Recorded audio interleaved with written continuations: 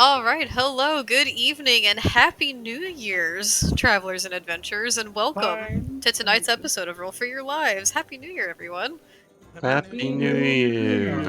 Look at these Woo! swanky New Year panels. Oh yeah, so I already forgot about that. Thank you. I made the players here some panels, so that way people can actively see their names and class and levels at any time. I figured that would be good for just everybody and anyone new that pops in. But welcome everyone. How are you guys doing? I'm Doing all right. Y'all have a fun New Year's? Yeah. Oh, yeah. You know I did. Absolutely. I'm still feeling New Year's. Oh no. You okay?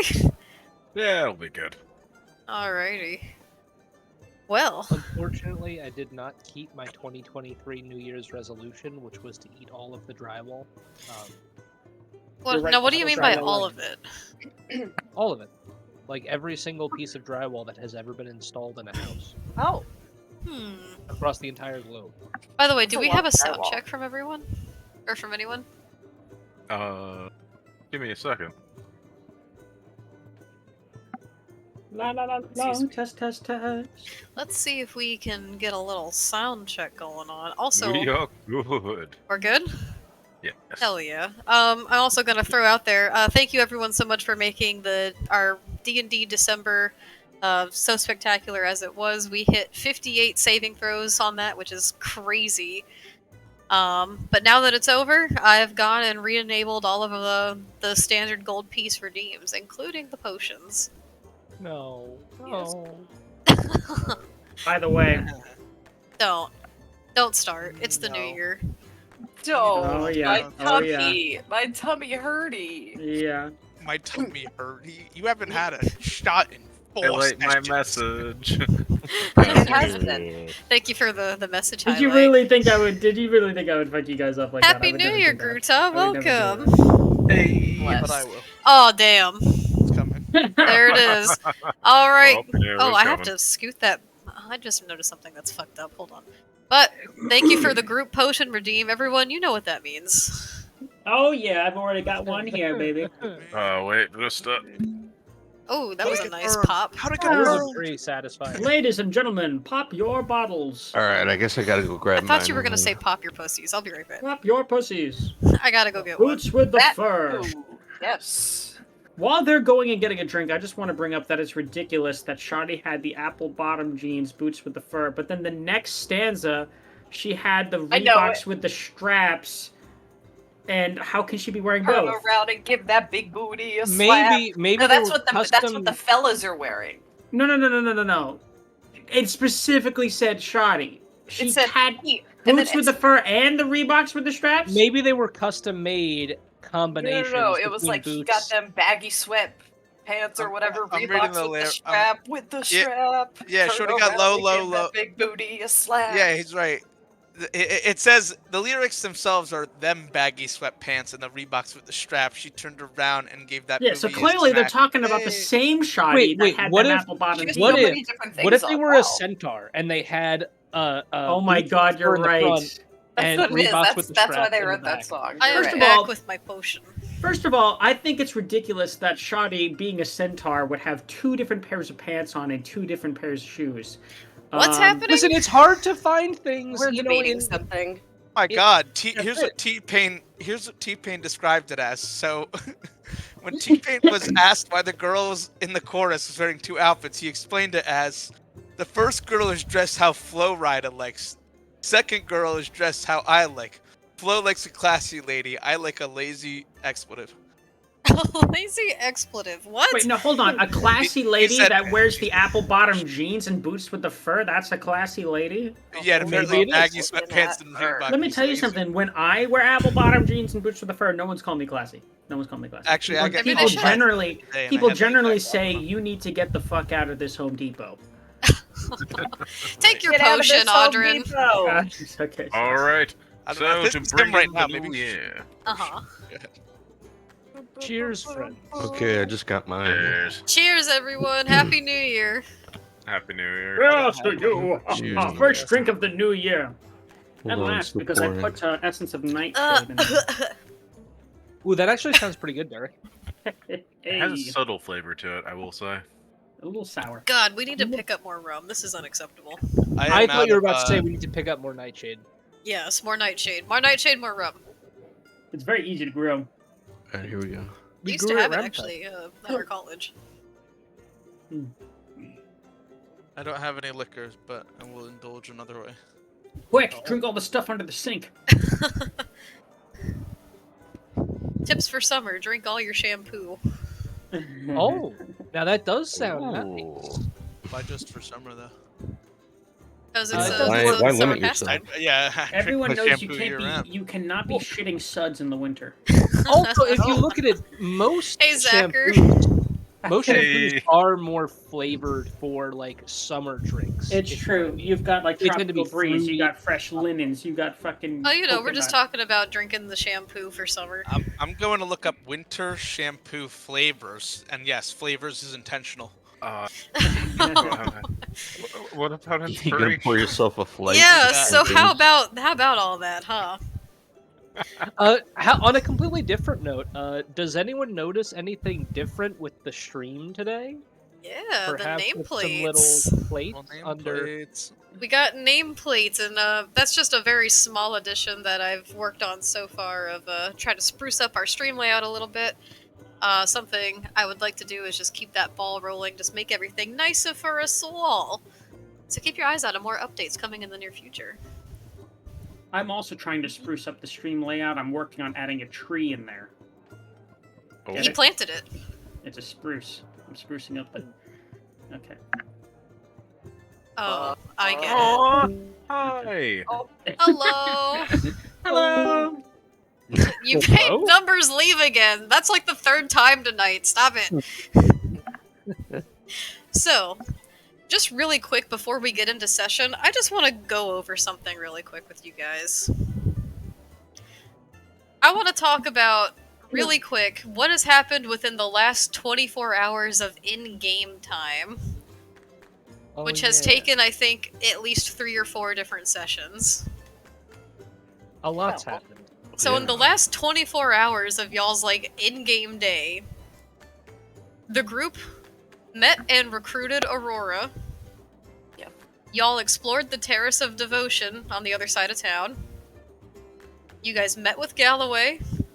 You researched and found a handwritten book of potential use for you guys in the First Light Athenaeum. You Uh-huh. ate in reserved bedrooms here at Chilled Seas. You participated in an underground fighting ring known as the Veiled Gauntlet. And now you're back here for bed. That is Yeah. quite the day.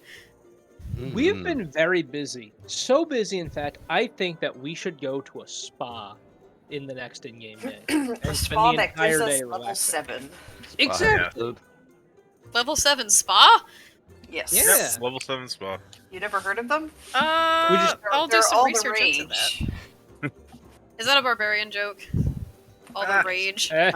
Oh my god, but this is gonna be a long 2024. And actually, before we get started, I did a little bit of research just for other purposes. I came across these 2 pieces of information about D&D that I actually was not aware of or keeping track of for this campaign. So I just wanted to bring that up really quick. Numbers. You're wearing scale mail, correct? Yeah. Have I been having you roll disadvantage on your stealth checks? Not. No. You don't get disadvantage with scale mail. You I thought. do. I thought that was just plate mail. No, it's No. on scale mail too. Any metal-based armor. My man be unfortunately. jingling jangling. I looked that up because I was looking into scale mail for a different character for something, and I saw disadvantage on stealth, and I went, Oh, rip. I guess I'll be bad at stealth from now on. You got those scales that jingle, jangle, jingle. so we'll keep that in mind. And Alvara, Yeah. I didn't even know this when I was playing a warlock, but I found out a couple days ago that for warlock, you can't.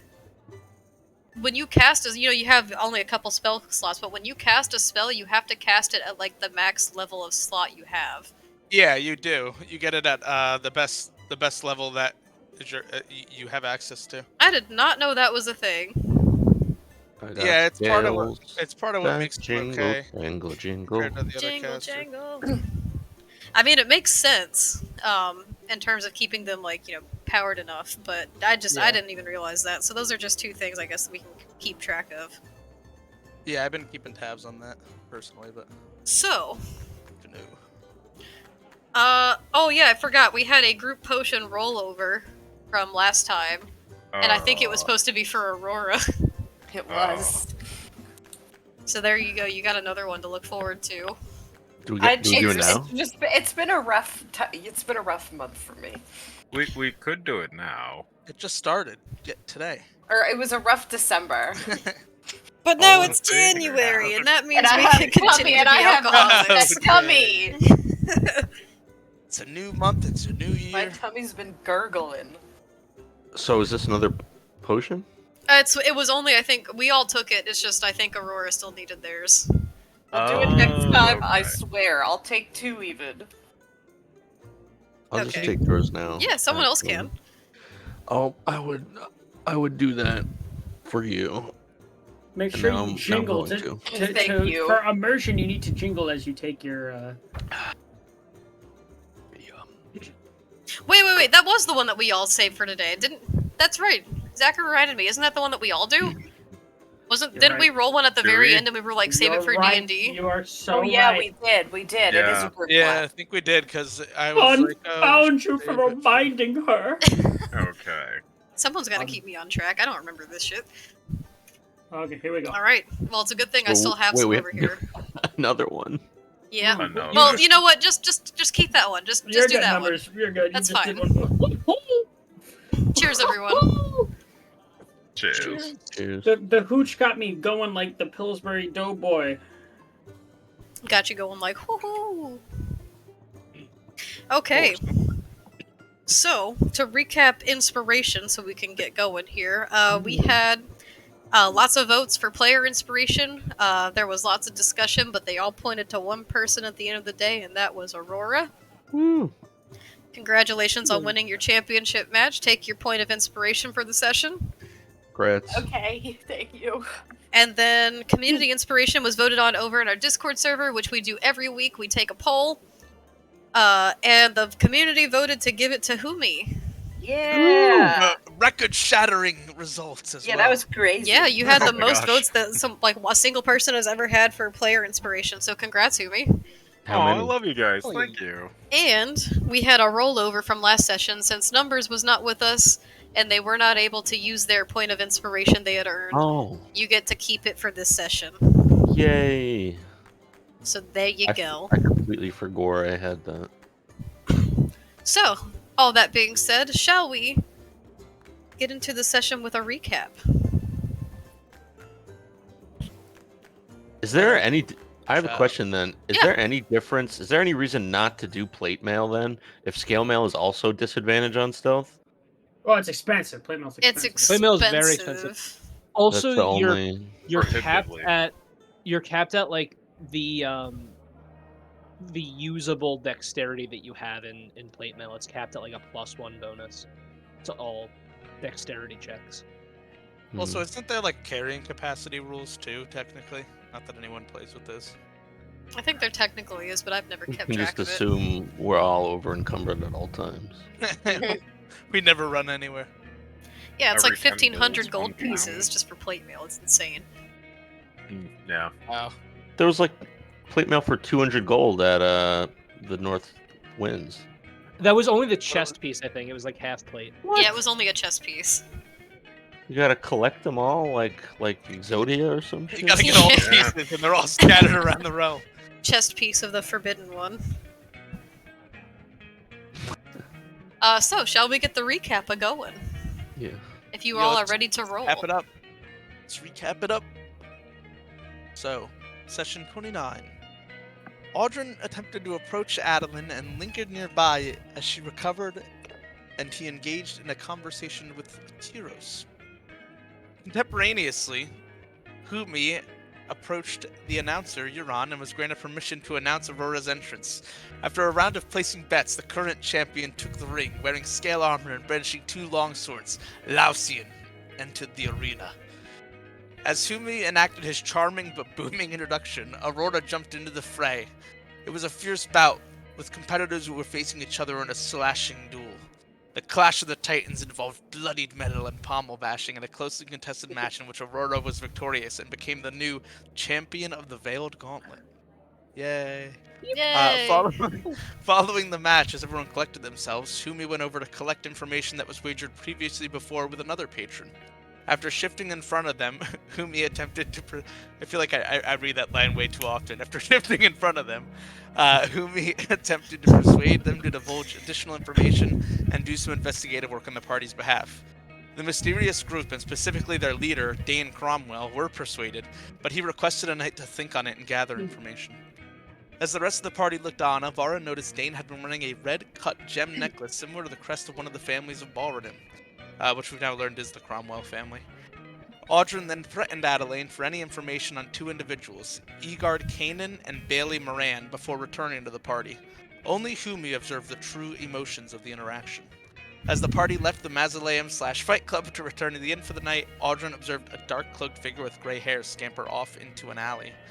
And that was where we left off. They had black hair. Oh, black hair. My apologies. Some gray, Wait, like what? silvery gray skin and long black hair. Gray skin. That's where I got the gray Oh from. my god, that's we know who it was. Is that the bad lady? We don't know who it is. That's the bad lady. One can Uh-oh. only infer. That's the bad lady. Is that the bad lady? That's Jennifer Bad Lady. I would love it if that was the name of like a campaign's big bad. It's just Jennifer Bad Lady. That'd have to be like a gag campaign like April Fool's one shot or something.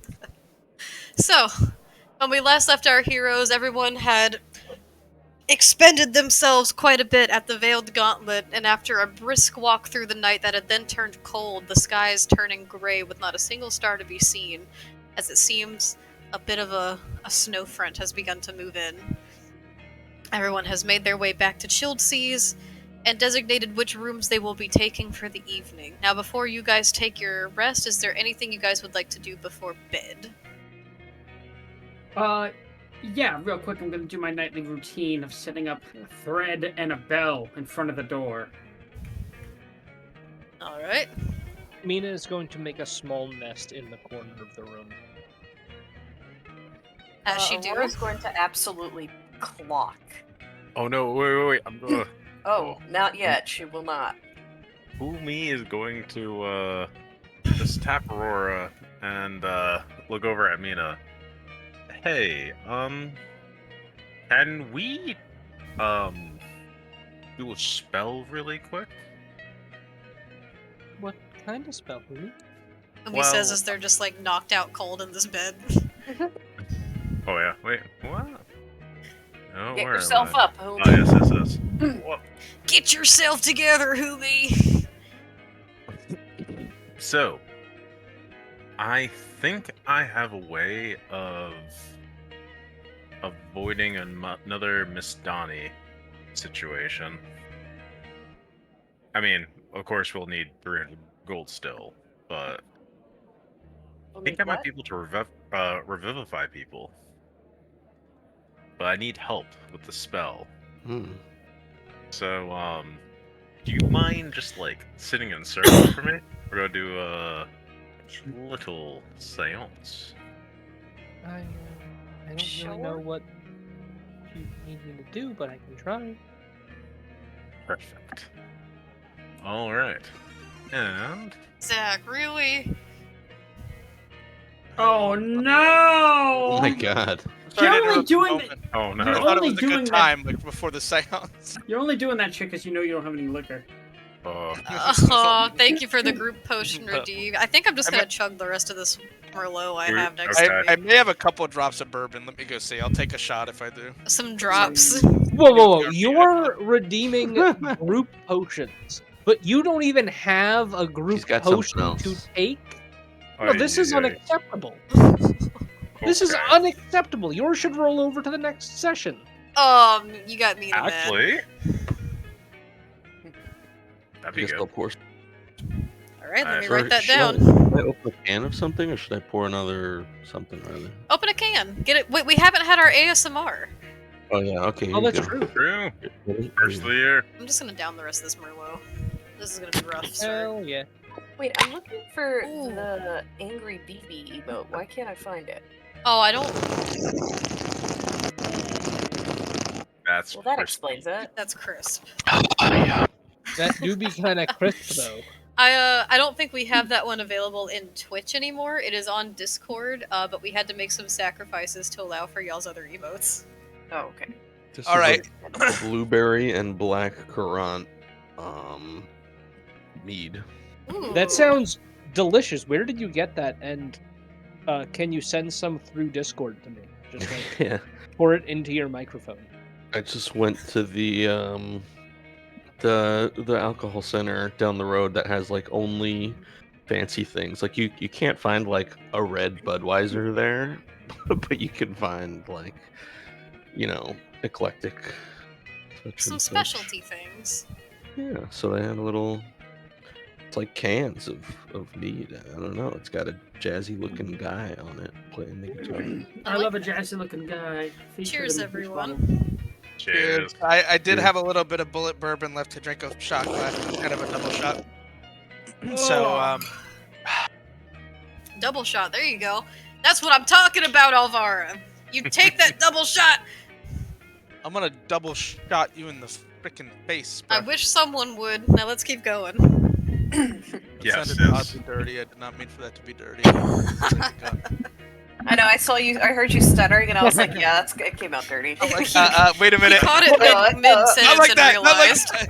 Not like that. Not like I that. would like to rescind my statement. I actually wish you would have a pleasant evening. So, Umi, you were saying?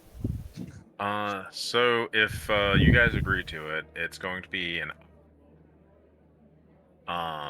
and basically what's going to happen is Humi is going to just kind of make a circle around the three of us. We're gonna sit cross-legged, and they're gonna have their cards out in the middle of the table or the floor. They're going to start doing a pattern with certain cards, and they're going to ask that you all hold hands as they cast Spirit Session. Ooh. Tell us what it So do, small. Humi. So, spirits provide you with supernatural insights. You can conduct an hour-long ritual channeling spirits, which can be done during a short or long rest. And using your spiritual focus, you can conduct the ritual with a number of willing creatures equal to your proficiency bonus, including yourself. At the end of the ritual, you temporarily learn one skill of your choice from any class. The spell you choose must be of a level equal to the number of creatures that conducted the ritual or less. So I could do up to 3rd level. It'd be a 3rd level spell. Yes. You must sorry, hold on. And it must be in the school of divination or necromancy. The Ooh. chosen spell counts as a bard spell for you, but doesn't count against the number of bard spells you know. So you just Once get a you- spell of divination or necromancy for free every long rest if you want. Yes. And how long do you hold on to this spell? Is it like Until the start next of another rest? long Once you rest, it's like for a perform day. the ritual, once you perform the ritual, you can't do so again until you start a long rest. So I can't like try doing another one during this session. But you know the chosen spell until you start a long rest. So it'll just be for the day. Well, but we're about to start a long rest, so wouldn't this be better to do in the morning?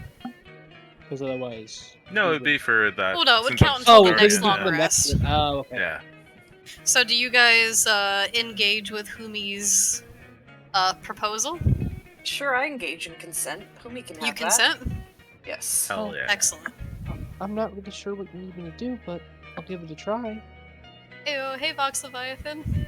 Ew. So, you all sit around in sort of like the best circle formation you can. It's more like a triangle, given that there's 3 of you, as Humi begins to place down these cards on the ground. And as they do, and you all gently clasp each other's hands, Umi, as you close your eyes and take in a deep breath, as you exhale, there's almost like a fog about it as the cards around you begin to light up with their imagery. And slowly a little bit of a haze begins to form along the floor. And as it does, that little bit of glow begins to pick up and channel itself slowly, twisting upwards into the palms of your hand. What spell are you choosing? I'm going to choose Revivify. Just in case. Okay, Good one to have in the back pocket. that's right. That's a necromancy spell, isn't it? I am trying is to find out indeed. right now. Is it? Yeah? Yeah, it Okay. is. Perfect. Okay. Yes. And as you do so, you sit there and you concentrate, and the other two around you, you watch as this happens, as you see this light begin to form, as it spirals up from the cards into this mist as it goes and swirls around Humi's palms and then along their wrists. It slowly snakes up their arms, this ghostly blue light, until eventually it goes back up into along your neck, up your breath, as you breathe in and out deeply. And for the next 24 hours, you know Revivify. So, Humi is giddy. They cannot wait. They explain to you what the spell is and what they think should happen now. So I think I have Revivify. Well, that's mighty handy, but do you see us all dying within the next 24 hours? I give a look over to Mina. That's right, Aurora Um, wouldn't know about Miss Donnie. Oh, the chances are never 0, but hopefully we won't need it. But it is Well- definitely useful to have on hand. All right, I suppose so. I'm glad you were able to learn something new. Would we hear anything from like the next room? Do we hear like crashing and banging or like screeching or whatever? I don't think it would be that loud. Audrin Ear and sounds. Numbers, if What's you're going on in there? Audrin and Numbers, since you guys are in the shared room, Alvara, I don't see you in the other room. She's like I said, I'm gonna take my 4 hours because I'm a Ladrin, so I don't need the full 8. And like I'm kind of mingling downstairs, trying to see if I can listen in and gather like any additional info during this So time, are you and I'll- taking your 4 hours like at the beginning of the night or in the latter half of the night? on the latter half of the night? Right now, I'm Gotcha. still up. So Alvara, since you're not there, I'm not gonna have you roll perception on this, but Audrin and Numbers, true. if you're trying to just kind of listen out to see if you can hear anything else in maybe the surrounding tavern, as like you hear things going on, or in the other room, feel free to roll perception on that. I'll do it. Passive. I'm not going to take passive this time. This time I'm going active. I'll say if you want to actively listen to what's happening in the room next to you, you gotta roll for it. On it. God damn it. I mean, that's not terrible. 13's Pretty not bad. terrible. It's above Pretty a bad. 10. Rip. And an 11. Okay, still not terrible. It's above a 10. So, the two of you, you begin getting set up for the night. Oh, Who's Umi? that? Who's left? Umi, are you okay? Yes. Did you join the spirits? Yes, that's for a little bit, but I'm back now. Well, welcome back. Audrin and Numbers, as you begin setting up into your room for the night, Audrin, you're in the middle of setting up your nightly ritual. I believe your nightly ritual consists of you taking off your coat, leaning your sword up against the bedpost, and then you begin carefully constructing a set of wire and a bell along the door frame as like a little makeshift alarm. Mm-hmm. And Numbers, you've grown accustomed to this at this point. You guys have shared a room this entire adventure thus far, so you're accustomed to Audrin's ways at this point, and if you're kind of just watching them, seeing what's going on, both of you, Mhm. if you take a moment to listen and try to like take in your surroundings for the night, you don't hear much going on around you. You hear like a low rumble from what's happening in the tavern below you as patrons are coming and going. A little bit of music still playing into these late hours of the night, but for the most part, things are starting to wind down. I will say, briefly, you could hear just the faint mumbles of what sounds like conversation in the room next to you, but you can't distinguish any words being said or any tone, just the fact that they are conversing. Hmm. Okay. Is there anything else anyone would like to do before we continue with the evening's rest? Yeah, I'm downstairs right now, so I'm just trying to hear. I guess I'm like milling about. I want to see if there's any like interesting characters in here, or maybe anyone that I would recognize from town or anything like that. Okay. Roll either a perception or an investigation check. I will take the perception because I have proficiency in that. It's gonna be a 19. Okay. So you go downstairs, and you were able to see a little bit as you walked in. You guys had only just walked in. As you come back downstairs and look around, you'll notice that the chilled seas has begun to wind down a bit for the night. There's like one bard of like the troupe that was playing that's still kind of strumming along a little bit in a little bit of a closing melancholic kind of tune. But the others have begun to pack up and collect their wages and begin to make their way. There's maybe a couple of patrons about. Most of the tables at this point are being cleaned and tended to. Food is being put away, things are being preserved. There's not very many people here left over. Is there anyone in particular you're trying to talk to, or you just wanted to see what was going on? I probably just wanted to see what was going on. You do notice the same barkeep behind the bar that had served you guys essentially when you were here for dinner before, like making the drinks for you all. Yeah, I'll give them a friendly nod. I'm gonna take a table that's vacant if there are any. There are, for I have not cleared these tables from when you guys were last here. But imagine, if you will, Yeah, most get of these these tables silly are now vacant. Let's do that. bastards out of here. Let's do that. There is still that one dragonborn at that back table. The copper dragon. There is indeed a. It's copper, right? Or is it brass? I always get it No, wrong. It's copper. I think. Gruda? Copper. Gruda, help me. Dragonborn. It's copper. Copper. There is one copper dragonborn Talk to at the copper. back table still.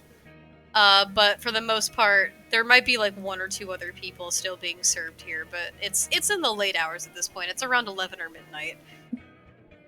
Yeah, so I think Avara is gonna sit here at the table, kind of in front of the stairwell, and she's gonna take another look at that book that she checked out from the library. The red book. What was called what was it? The Whispers of. Give me one moment here. Whispers Beyond Dawn's Red Light. That's She's gonna right. crack that open, see if she like anything maybe is different about it, like if it has any sort of arcane elements, anything like that I can maybe just detect just by like feeling it and maybe taking a closer examination of it now that I'm in the privacy of, a separate comfort. I like privacy. Very well. In that case, let me just pull some documents open here really quick. I am functioning off of one monitor tonight. My apologies. I put my new graphics card in today, and lo and behold, my monitors don't have a matching cord for it, except for one port. So I'm waiting for my adapter to arrive for the other port. Skill issue. It is a skill issue. It's quite sad, actually. Okay, if you're trying to discern more information or facets about this book, I will say you can either roll Arcana or Investigation as you thumb through it. I'm gonna roll Arcana on that. Take another look.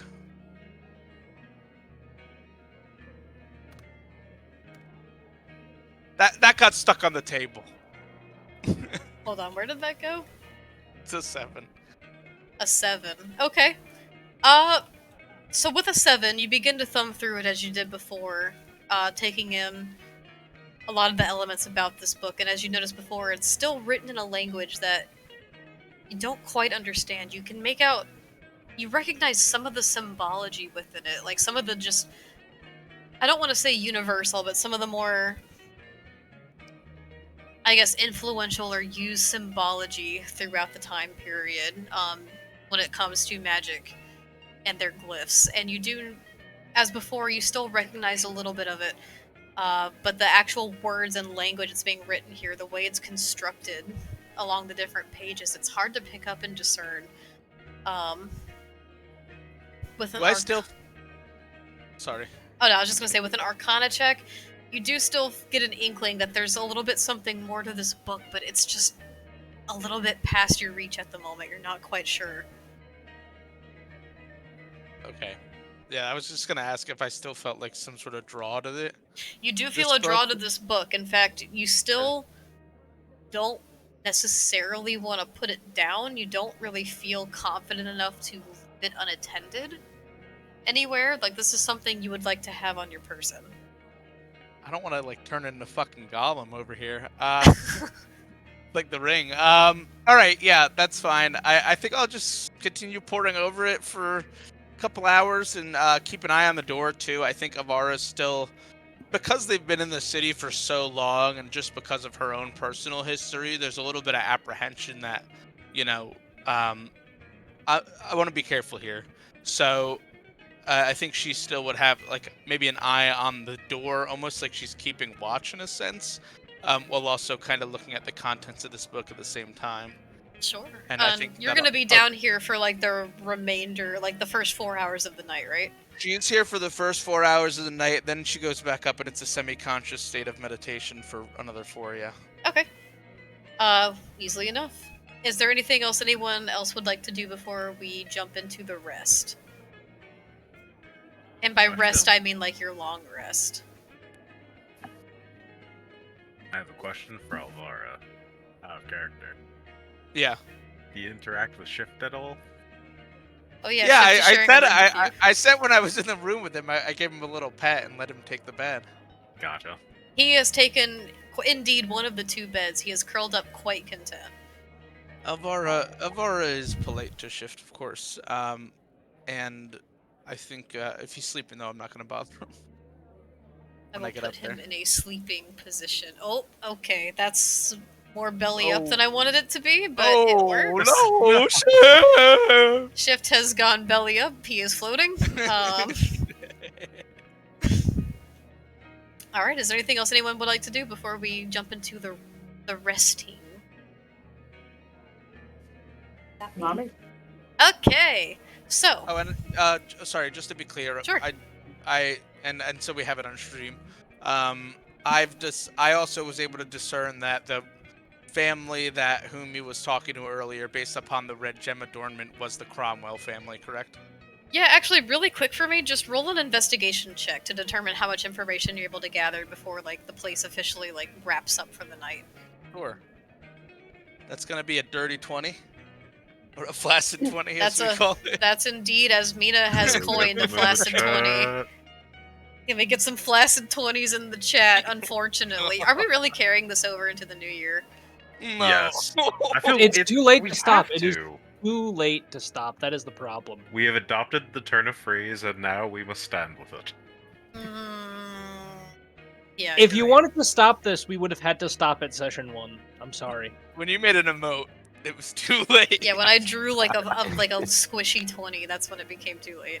Yeah. I forgot it was created on session 1. It was. Yeah. Long standing. That was 30 episodes ago. This is episode 30, guys. Yeah. Yeah, Wow. It is wild to think we've been yoing that long. I know, that's crazy. And I love that we've been able to do this and we have all of you guys here. This is fun. This is real fun. Hell yeah. Oh, nice. It Actually, really shout out is. to everyone who's been Happy New following Year. us, honestly. Yeah, shout It's out been to a all of you minute. lovelies Hell out yeah. there. You Thank guys you have been guys. with us Really. through the thick and thin of this all, and thank you And we so love much you. for joining us for this journey. We love you guys. Yeah, thank you so much. Audrey's speech. My speech is that even though you've been with us since the very beginning and you're delightful people and I adore you, yes, I will be under your bed tonight. Yes, I will grab your toes when they peek out from the blankets. No, you are not safe. Please do not feel comfortable in your living spaces. I will get you. I will fucking get you. That is my speech. I can't tell if that was a threat or Those are not. Maybe beautiful. next time somebody else does this. All right, we need something else. Aurora's speech. My tummy Aurora? hurts, but I'm real grateful for y'all, and I'm sorry I can't drink tonight, but I will drink next week with everybody. What if you unless I'm drink dead. water? Maybe I'll be dead. Oh yeah, take shots of water. Yeah. Shots of water. Gerda's always looking out for our needs, Yeah, and Quintum and I Ash and agree. Zacher. They're all looking out for us. Yeah, but next week, unless I'm dead. I hope Yeah, but- I am dead, but okay. if I'm not, then I'll be happy to play Oh D&D. no, we need another speech, Mina. All right, I'll do. Why did I get skipped? Why are we skipping every other person? I'm just going why not? down. I'm going like every other down the line until something good happens. Why did it go?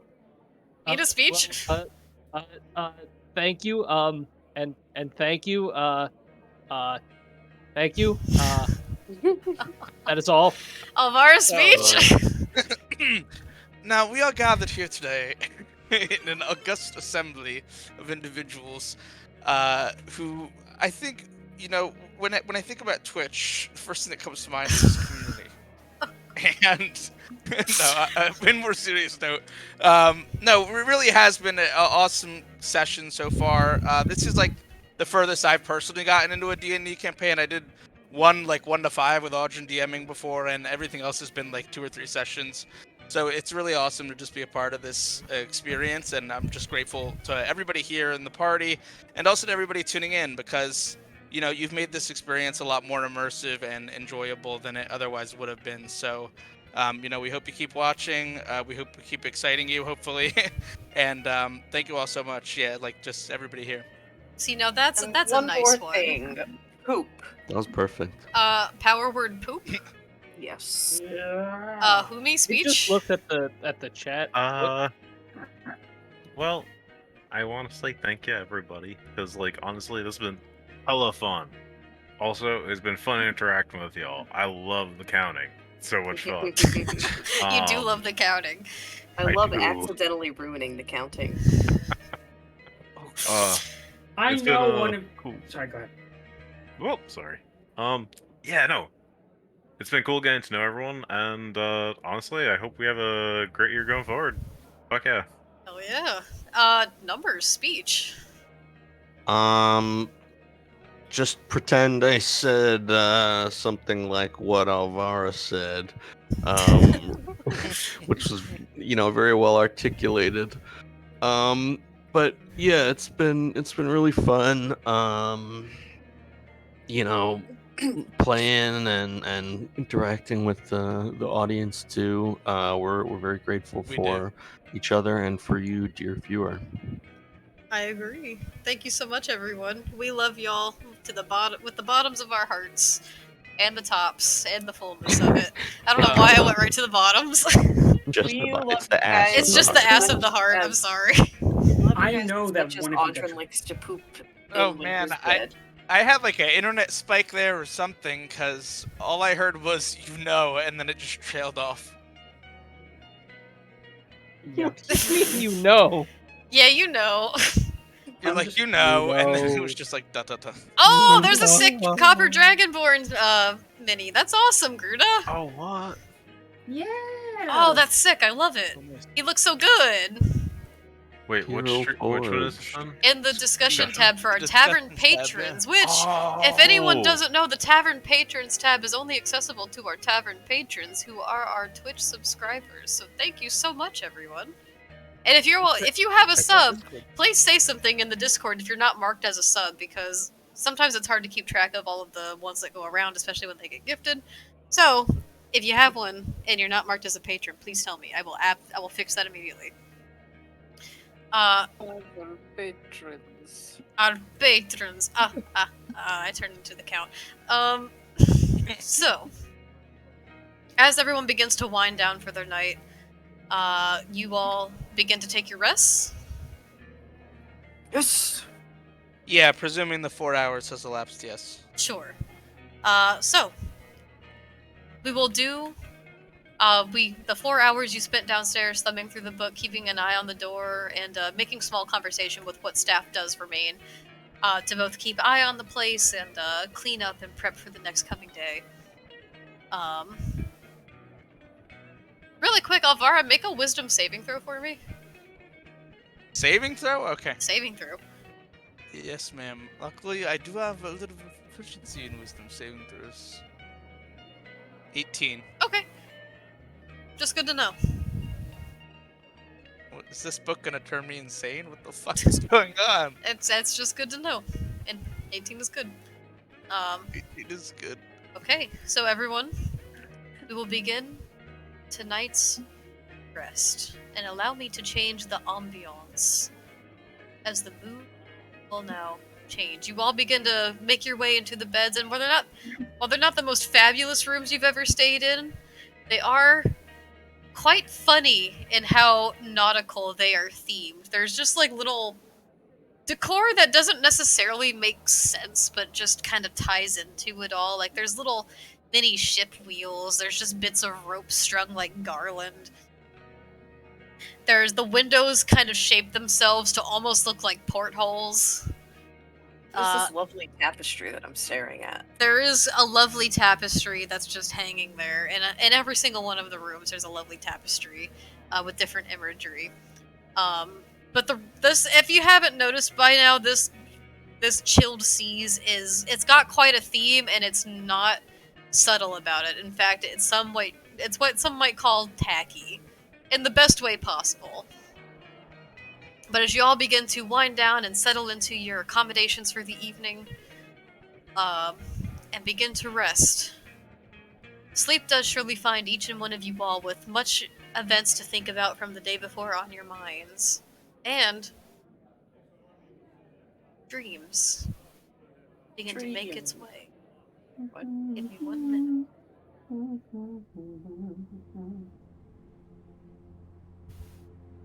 So, and at this point, I'm considering Alvara as being already back upstairs. Yeah, she's trancing at this point, so half conscious. Okay. And Shift is fast asleep in the bed next to you. He's having a sweet dream. So, sleep quickly finds you all, and as you drift off through the night, hearing gentle gusts of wind as they brush against the glass of the window outside, bringing in whatever new weather awaits for the next day. Mina. Yes. Mina. While there's darkness in your vision, quickly your dreams begin to shift and turn. And they pick back up where they have been previously. You see trees flying past you quickly fleeing through a familiar, swirling woods as the trees pass by at a blazing pace, your heart beating fast. There's a panic in your essence as there's a quick escape. But around you, as you begin to flee further and further, stretching into a horizon that you cannot see the end to, the foliage around you begins to change, and it's no longer recognizable. Oh? The fleeing and panicked essence of escape and danger, it changes as the surroundings begin to change. You're no longer running from something, you're now running towards something. You're flying faster, you're drawing closer and closer towards an unknowable goal that you just don't recognize, but you can't help yourself but keep going forward. There's an urgency about you as the trees warp in chains around you, and this is a setting that you don't... You're familiar with a lot of things in the Feywild, but these trees are different. There's mixes of darkened pine and oak, but they're also a light as these baubles just interchange between them. In a way that just doesn't make sense. There's warmth and there's cold, there's air, and there's depravity. You're not sure what to make of this, but you just keep pushing forward. You don't know what it is exactly that's pulling you closer, but there is something with a grasp on you as it calls you forward.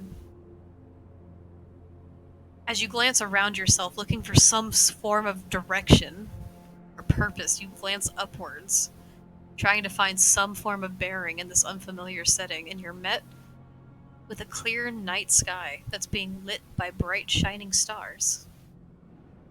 Somehow familiar in a pattern that you recognize. Oh. You can almost determine these shapes. And as it's on the tip of your tongue, The visions begin to fade and darken once again back into the night. The stars were a circle, right? Because it's a circle of stars. Ew. Audrin. Yep.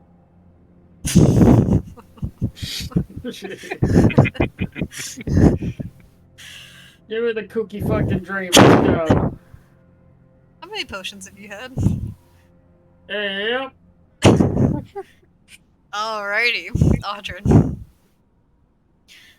There's a lot to take in of what's happened in the day previous. Oh, for fuck's sake! Oh my god, Mina! Go ahead and drink out of your fucking acorn cap, you tiny little. Oh. Alright. Alright, hold on 1 second, 1 second. Alright, before we get Hold that into thought. Audrin's bungle, I'll chug some mead. I'm gonna chug once again more of this Merlot. Cheers, everyone. Oh my god. Mina, you're evil! First of all, Ew. Audrin's what? Your bungle. Look, man, I put a bell up and everything. I'll know if you try. Try what? You don't know anything. Okay. You don't know anything! Okay.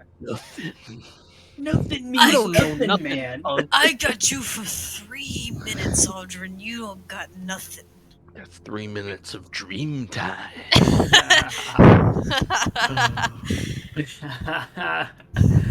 Audrin. Dream. Close your eyes, go to sleep, dream a Tell me what the dream, you dream little is. creep. Audrin. There's been a lot to reflect on the day prior, especially after coming across someone that you're not entirely sure you would have ever made contact with again. Giving you news to reflect on. And as you begin to fade, drifting off into deep slumber, throughout the night, words from hours before begin to manifest and take form as you sleep. You see the intense look on Adeline's face as she has stood before you, resonating within your mind, before fading in and out. It's like trying to remember something, but not being able to grasp the full picture, just pieces begin to come in and out, not able to take hold of a full picture. You see her form on the stone floor as you had engaged with conversation, shifting in and out, her words ringing through your mind as she said, "It's all your fault, you know. He still has her." Do I hear the seabirds that I'm hearing in game? You do. As the ocean begins to pick up around you, as you hear these words shifting around you, swirling in your mind, they're echoing at every inch of your essence. You can hear them from all angles. As it just rings out, "It's all your fault. It's all your fault." All around you. Alright then. The visions and imagery shifts, bringing you once again to that moment in time. You find yourself once again standing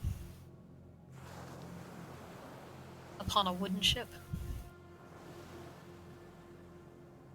Though you can't make out much, once again the foggy imagery just coming in and out like flashes.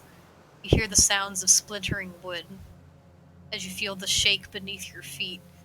There's impacting booms of cannon fire all around you, going in and out, in and out. You see them blinking in from where they both stood. You see Eggard's sharp expression, a haunting memory flashing by as Maron looks into your eyes with deep horror. And they're once again flashing in and out, wavering, each flash an impact as the cannons just pound harder, wood chipping harder. As deep ocean water, you begin to feel it rise up your ankles, past your calves, enveloping your entire form, sinking colder and colder as everything begins to subside with each flash just fading in the distance. Was that guy's name Egger? Eggard. Oh, Eggard. Egg. His name's Edgar. Egger. That's almost as bad as urine. Urine. The immersion of that moment was just completely shattered. With Egger. This man's name Egger.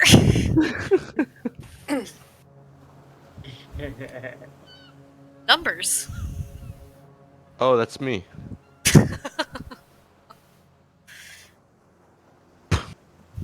Numbers. Don't laugh at me like that, DM. Now I'm scared. I'm sorry.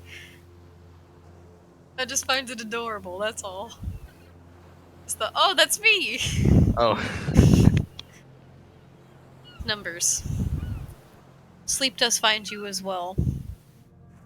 Comfortable at first, but you begin to hear crashing waves around you, and then once again, as your eyes just gently creak open, you find yourself on a vaguely familiar broken shoreline in front of a vast, dark, deep ocean. Jagged rocks lining along the sea where it meets the sand up along a cliffside behind you. Waves are rolling and bubbling against the shore with a low rumble as darkened clouds fill the sky around you as a distant thunder creeps closer to where you stand. A storm off in the distance, spreading along the sea horizon. Glancing around you in this setting, you notice behind you, as you take a look over your shoulder, though it's weather-worn and a little deteriorated, a tall stone tower placed along the cliff's edge, directly at your back. As you're taking in the surroundings, the wind is whipping against the side of your face, pushing your hair aside as it begins to pick up, low at first, but advancing. You look out back to the sea, low, rolling waves beginning to increase in size, crashing against the rocks, louder as the advancing storm out in the sea begins to creep its way closer, the thunder, gentle and distant at first, beginning to grow. You hear it approaching. The ocean wind against your skin, gentle at first, begins to whip louder and harder. It's turning from a gentle whistle in the sound in your ears as it echoes around you into sounds like that of a breath around you. You see the waves. I don't like that. You see the waves in front of you lift in a way that you've not seen water move, that at least you can recall. The ocean and its crests are rising into these wisp-like forms that are reaching forward towards the shore as they lash out. Distant, but ever approaching. They reach and they reach, beginning to look more and more like long, pointed hands and fingers that are trying to crawl and scratch and grasp forward.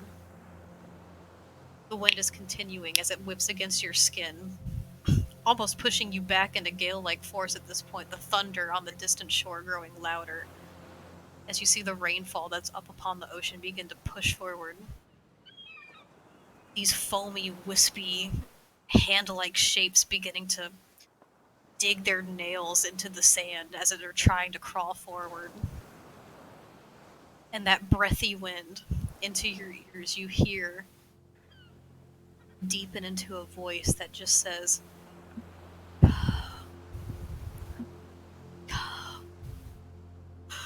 Come to me. As the hand-like waves crash harder, they're reaching for your person before you feel a cold, wet hand upon your skin and your shoulder. Before everything around you begins to fade as the crashing echoes into the darkness. Oh no. Was it the same cold, wet shoulder from the Terrace of Devotion where I had a vision? It definitely felt familiar. Felt like a familiar cold, wet hand on my shoulder. I imagine that doesn't happen a lot. It really doesn't if you think about it. If you really think about it in a logical sense. It doesn't happen often. I put my cold, wet hand on people's shoulders every day. I know, and it distresses me every time you do so. Every time we have a meetup. I'm joking. Alvaro. been a long day for you and everyone else in this party. A lot to think about and a lot of information ringing out in your mind. And a lot of events for you, especially. So after you take some time coming back up to the room, quiet as you step up the stairs on the creaky wooden floors, you go and sit back in your room,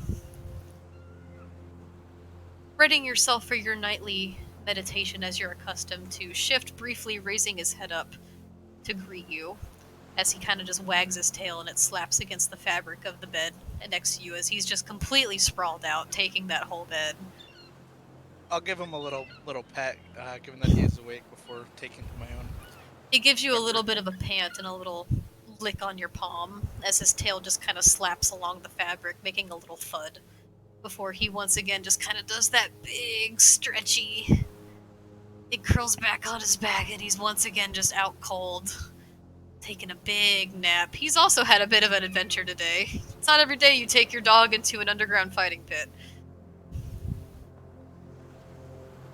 But as you sit there and sit ready for your meditation, it finds you like usual. You're able to sit and focus, clearing your mind from all the clutter. But a couple hours into your meditation, and you're still in that focused, kind of hazy state that you take, as you're just kind of finding your center, you're just there focusing. But something changes as you're there focusing. You begin to feel like there's someone watching you.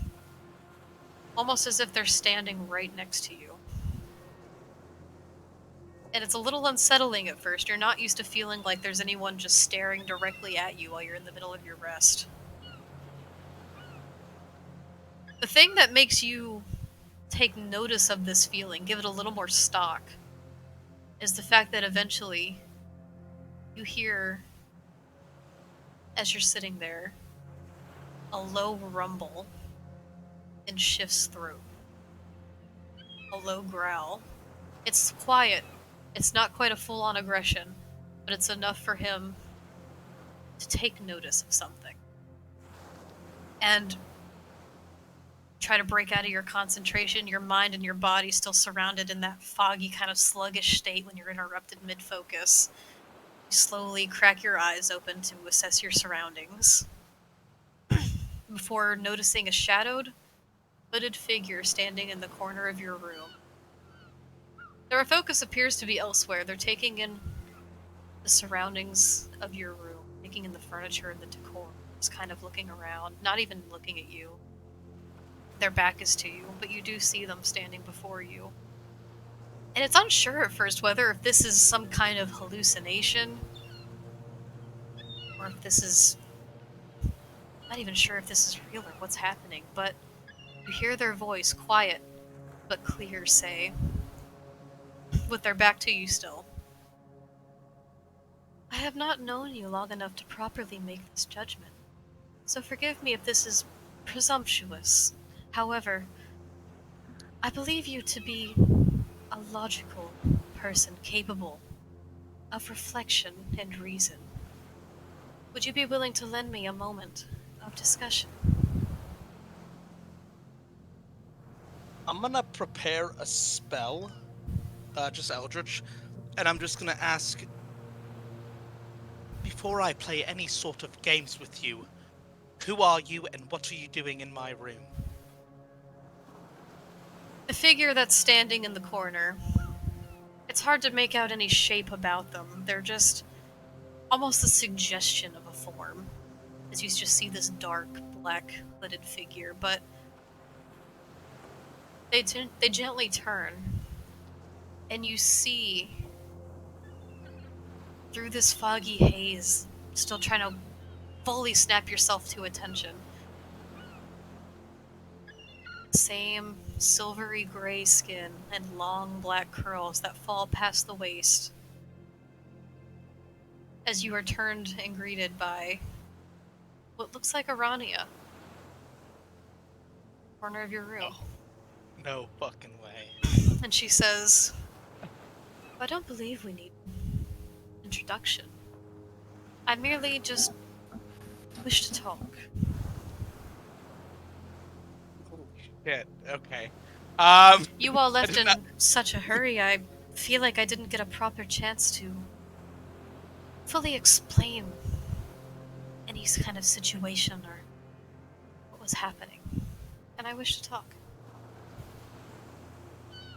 I'm not Bad sure I lady have. is bad. I'm not sure I have any sort of interest with a treacherous and cruel woman such as yourself. What business do you have with me? Sorry, the accent's abysmal today, but No, it's fine. It seems fine. Paper's here. Paper redeemed a potion. Who's taking it, Paper? Paper, Uh-oh. choose. Papers, please. Who's be Who taking will the it be? potion? Whomst among us is brave enough as Alvara. Oh. You know what? Gruda, thank you. There's also been like a few Thank you, hydrate Gruda. sippies. I haven't quite called them out, but this is, I think, the third one, so everyone be sure you're hydrating. Thank you, Gruda. It's all I'm Water's doing, good. baby. I guess Water's I'm gonna good. go pour myself one really quick before we continue this conversation. Alvara. no, fucking. Now you have to wait, Alvara. You know, She's the just gonna be tension's standing in your building. room going, I'll tell you what, you don't know anything. I know everything. Imagine her just standing there in silence. staring at She just stares at you. Are you Smiling. okay? Alright, I'll be right back. Oh wait, Paper said or? Everyone Or- rolls a d20 and the lowest does the potion? That sounds kind of fun. Oh, I love that idea. That's actually kind of fun. Do you I guys just want to like do that? roll things. Yeah. I just want to be involved. Okay. Numbers with a 10. I got a 15. Umi with a 16. Aurora with a 9. Alvaro with a 6. No! Oh, Andre with the one! Andre with a natural 1! Oh. I feel like Holy Audrey should take shit, 2 no! for that. Audrey, you can't roll it twice. You can't use I- your I've- inspiration on this. I feel like Audrey should take 2 just because they rolled a nat 1. No, they can't take 2. Critical fail. They're gonna be too intoxicated to play. Guys, I want a cheesesteak They're right now. playing a pirate. Cheesesteak They're is drunk lovely. most of the time. I just got let's be really honest. fucking Roast hungry, beef and I want a downstairs. cheesesteak. Hey, you guys don't know that Cheese Audrey's a on the pirate. I just ordered slider falafel. downstairs. That's so true. What I said? Yeah, that's so true. Yeah, but put cheese on a roast beef slider. I don't think it has cheese on it, but we have cheese. Aww. Do that on Alright, that's gonna be during break, maybe. I'll get myself a little snack. Ooh, I Audrey, gotta you go take that pour- potion. Yeah, I gotta go pour myself some more. I'll be right back. Winter, or Yeah? you could put a piece of cheesecake on a roast beef slider. Excuse We me? actually have cheesecake right now. Yeah, the but disturbing that's thing not- is the fact that we have cheesesteak in the fridge, and now I'm just kind of disgusted by this notion. it's blueberry cheese. Because it's blueberry cheesesteak. Oh, that's not okay. But just plain old Regular cheesecake is okay on top of a cheesesteak. I mean, if you really Yeah. think about it, it's just cream cheese and sugar. Yeah. But I don't like cream cheese. That's true, you don't like cream cheese. But I love cheesecake. You know what I It's don't weird. like? Neither. what? I don't like Chootle. Who? Chootle. It is my least favorite Pokemon. Oh, I Oh, thought I was oh. having a stroke for a Oh, second. I was yeah, like, I what was is like, she wait, what? saying? That's kind I of was like like, an oh, yeah. inside joke between back when I was playing Pokemon Sword. I think that was even back in college. But Derek or Audra and I would sit next to each other, and I would be on the Switch, and I would just say, "I don't like Chootle," over and over every time I encountered a Chootle. Mhm. I fucking hate Chootle. That's a stupid Pokemon. I'm not afraid to What- say it. Today I Would learned- would Choodle be good in a soup? Is the question. It's a turtle, so probably. Isn't that a thing? Yeah, I think so. turtle soup is a thing. Yeah, I feel like Choodle would definitely make a good soup. It's a water type turtle, so probably, right? Yeah. Okay, guys, we're doing the wrong segment. Back to D&D. That's true. I also accidentally fucked up my document because I hit a button. Should we wait for Audrey to get back with their potion, or should I just keep going? Oh, probably just keep going. Okay. But it's up to, I guess, everyone else. I I mean, he wouldn't know Keep this. going. He wouldn't know this. in Yeah, let's just keep character. going. Yeah. She looks to you, and once again, her focus just kind of shifts back, looking around at everything in the room. And her form is almost wisp-like as she walks towards the edge of the bed in which you sit, and she walks along, just kind of past the door, looking about, and she goes, I feel like it's a little bit brash to make such a judgment call. I only wanted what was best for you and for everyone else. Otherwise, I wouldn't have helped you to begin with. I don't care much for your prophecy. Now, are you going to give me a straight answer, or are we going to continue talking in circles for the night? That's the thing, it's like I said, I truly only want what's best for the future of us all. And at this point, she does look to you. And she looks you in your eyes, at her silvery white eyes. And she says, don't you understand what I offer and what he offers? No one would have to feel the deepest pits of darkness anymore, no longer experience these darkest moments of our past. You wouldn't have to feel like this any longer. You could be with them again, you know? No pain, no suffering anymore. And she looks to you in a knowing manner.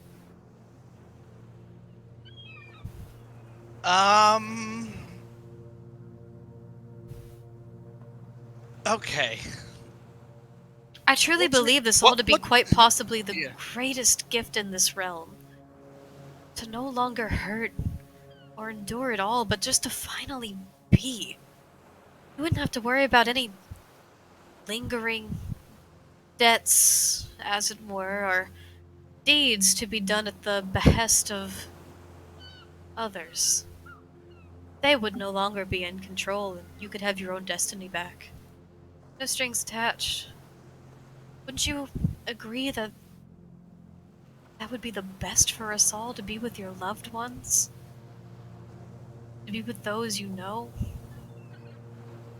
And then she continues to look at you in that knowing way. I think the prepared Eldritch Blast spell is going to lower at this point. And she's going to say, with a more... I guess the anger has sort of waned, and it's been replaced with more of a curiosity and almost an innocence. As Avara asks, what are you getting at? I'm not trying to pry into business that is none of my own, but it pains me truly to just know the hardship and the suffering that you and the others have been through, and you've all been given such a great gift. He's given us all such this wonderful gift, and you wouldn't have to harbor this resentment, this pain anymore. If you just allow me some time and some of your trust, you could be with them again. We could find a way, we'll make it happen. We could all just exist in this way and not have to worry anymore. Is that something you would like? I think Alvara, for a moment, is going to appear incredibly intrigued by this offer. And I think racing through her mind right now are memories of her past, the experiences she's gone through, and the idea of being able to undo certain things that have happened. But at the same time, as she sort of digs a bit deeper into her memories, what she's done, and in particular times she's cut deals before,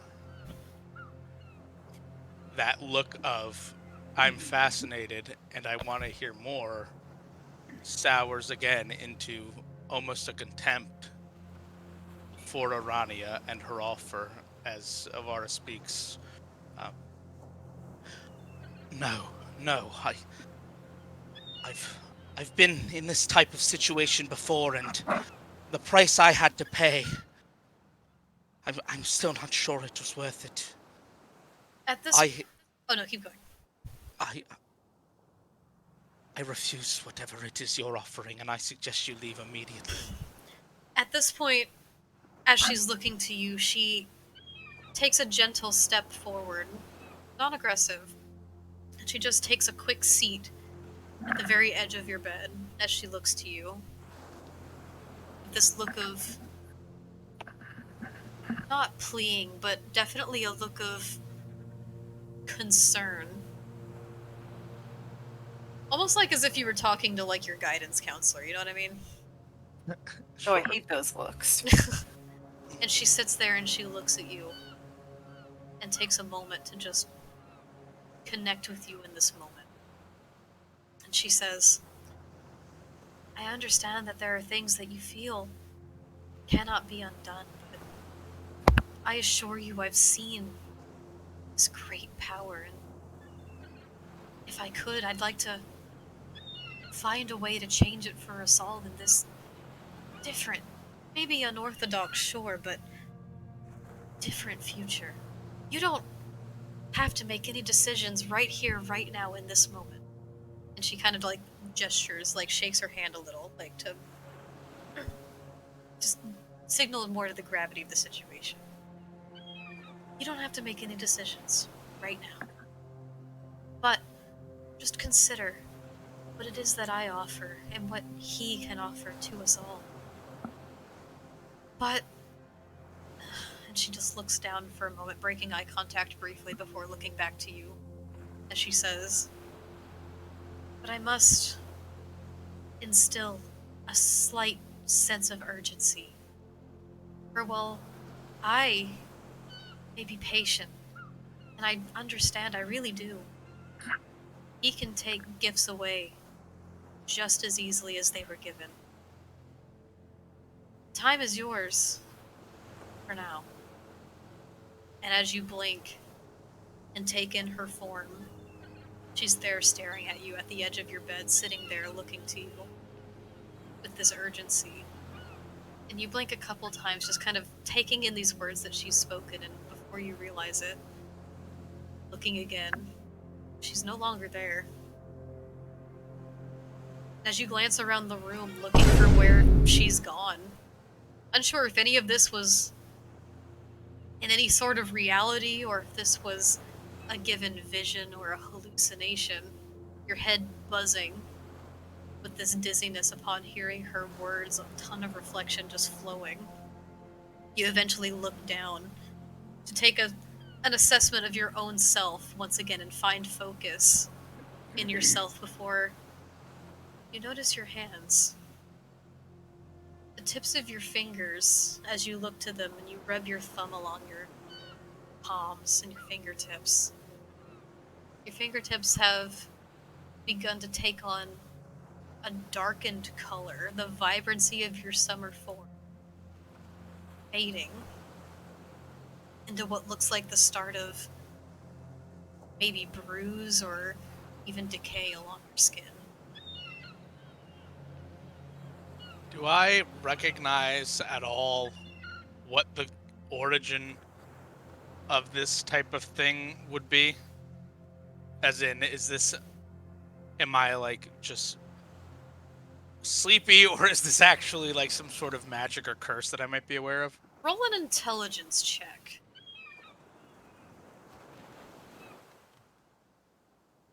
19. Okay, so with a 19, you look to your fingers, and once again, those last words that she had spoken just kind of repeat themselves in your mind. And she said, he can take gifts away just as easily as they were given. And as you look to your fingertips, you look. And while you don't sense any magic that has been cast upon you, you take a moment to assess yourself. But you see your hands as they turn, the fingertips beginning to fade into this discoloration.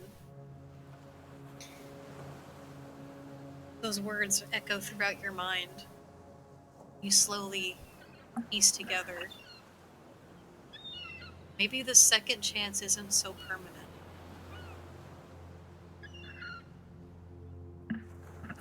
Maybe he can take it away just as easily as it was given. But who is he? Of our Did things? you ask?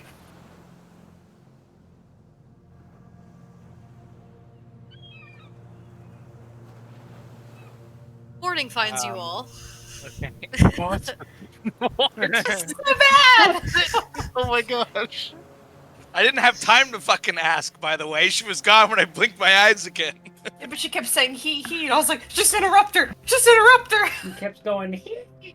Yeah.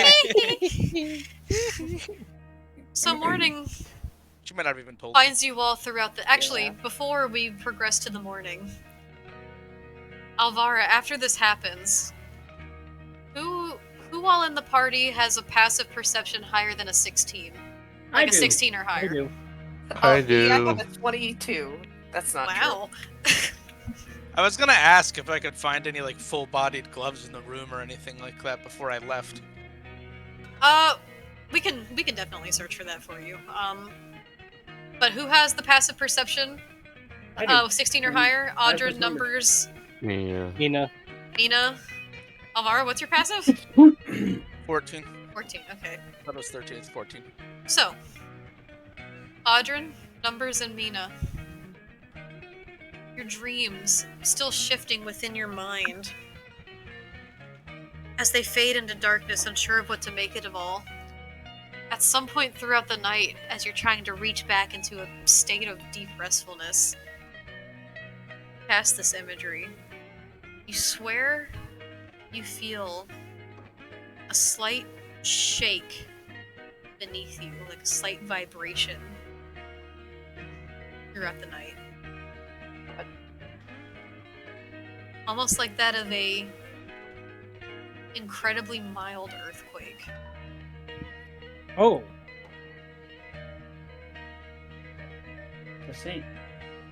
It doesn't last long. It lasts for a few moments. You feel it beneath you as you're trying to drift in and out of these moments of sleep.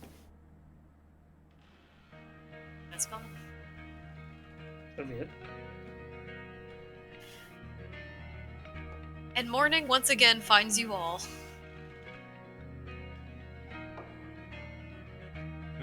How do you greet your morning? I had such a wonderful sleep. I had no bad dreams.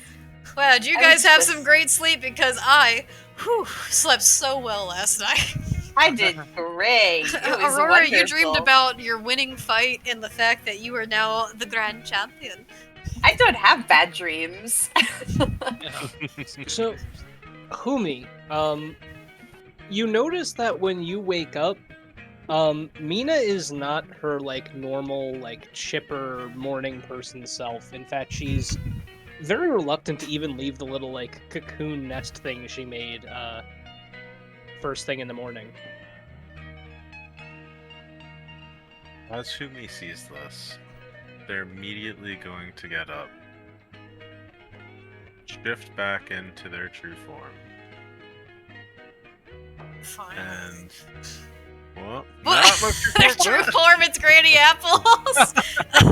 That would've been No, funny. no, that makes more sense actually. The does real make only were the sense. green apples we made along Oh my the god, way. there's two shifts. It was the Granny Apples we made There's along the way. I forgot your normal form had the shift on the pedestal. Yes. That is true. Mina, what's wrong? There was some very strange dreams last night that I had. It wasn't good. And then when I woke up, it almost felt like there was an earthquake or something. I'm not entirely sure.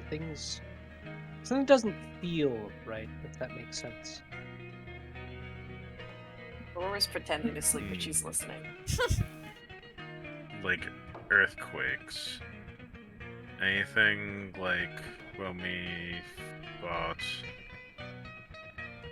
Well, It was all very when we fought strange. Arania, I think I felt a shifting in the ground when the spiders came too. Was it anything like that? I'm not sure. I was flying at the time, so I don't know if I can exactly say I felt the same thing, but it might have been.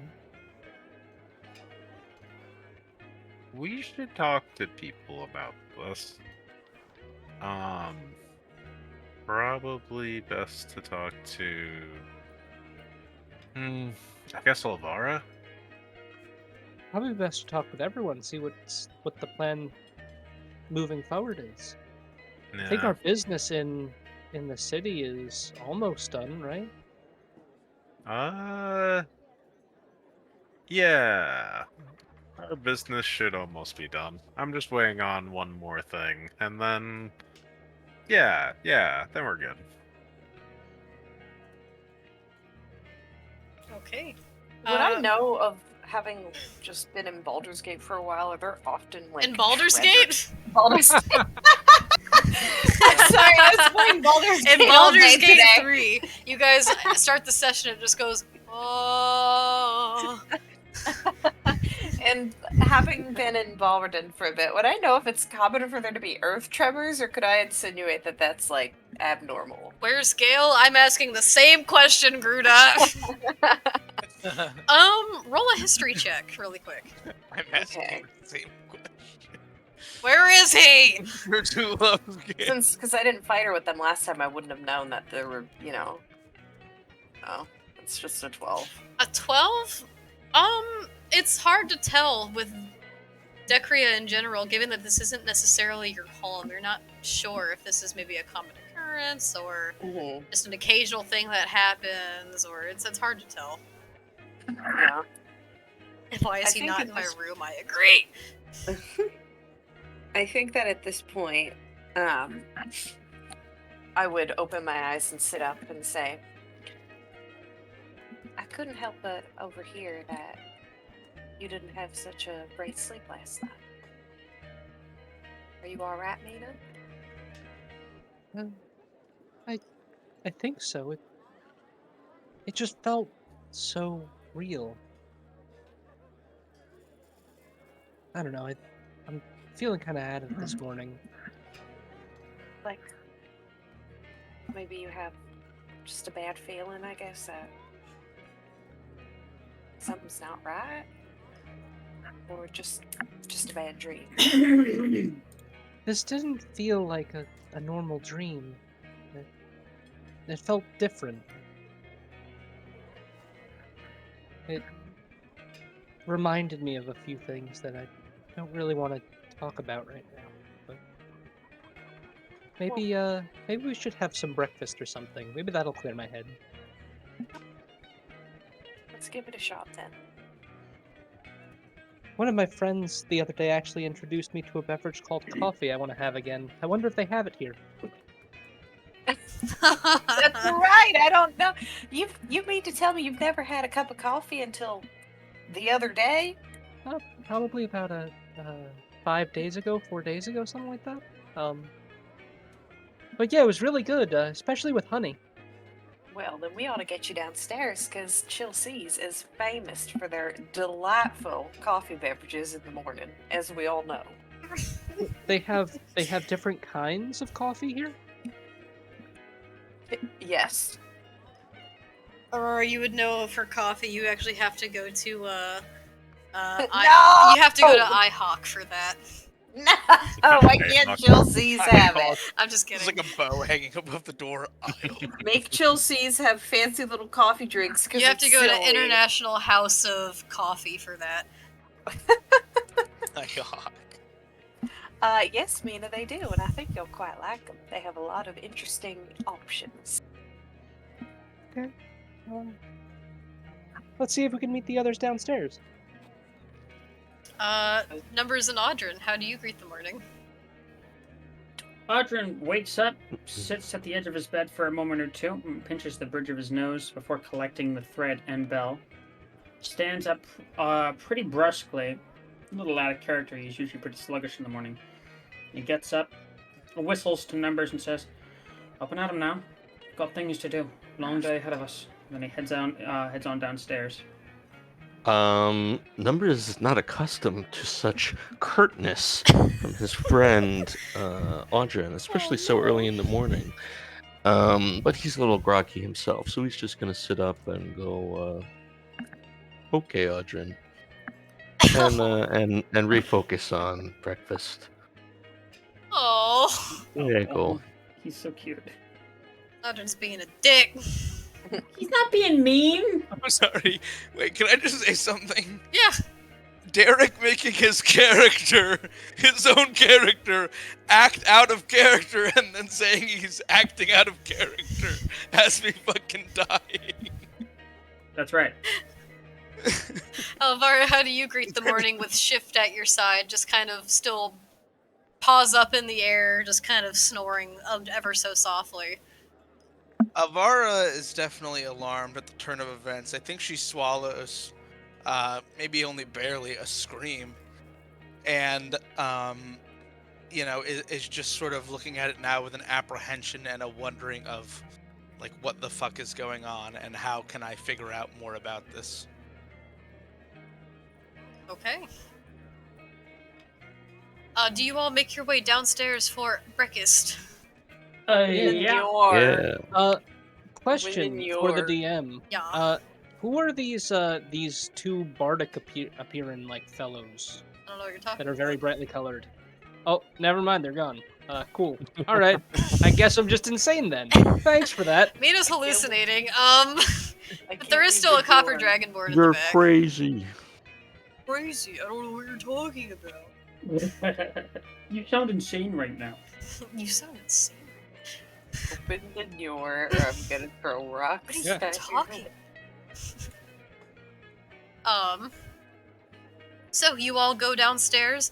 There's a light staff beginning to work the morning. There's a couple people still here, but they are indeed serving a bit of coffee and a little spot of breakfast, and you begin to smell it as you go downstairs. Whereas previously there was a strong smell of cooked seafood, there is only a light smell of cooked seafood as you begin to come downstairs, and you notice that they're making a variety of breakfast options, such as you see some tables with shrimp and grits being served with a little bit of shredded cheese on top. You see pitchers of coffee being served around with little sides of milk. You see different juices and slabs of bacon, some crisped cooked potatoes. Not too crisped, I hope. Not too crisped, not too under crisped, but some nicely crisped potatoes.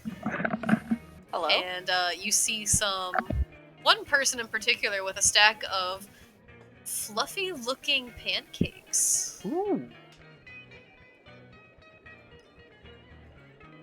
Pancake. Can y'all hear me? Yeah. Yeah. Yeah. Okay. That was weird. My mic was acting up. Oh, strange. And unusual. So do you all make your way downstairs? Do you open the door?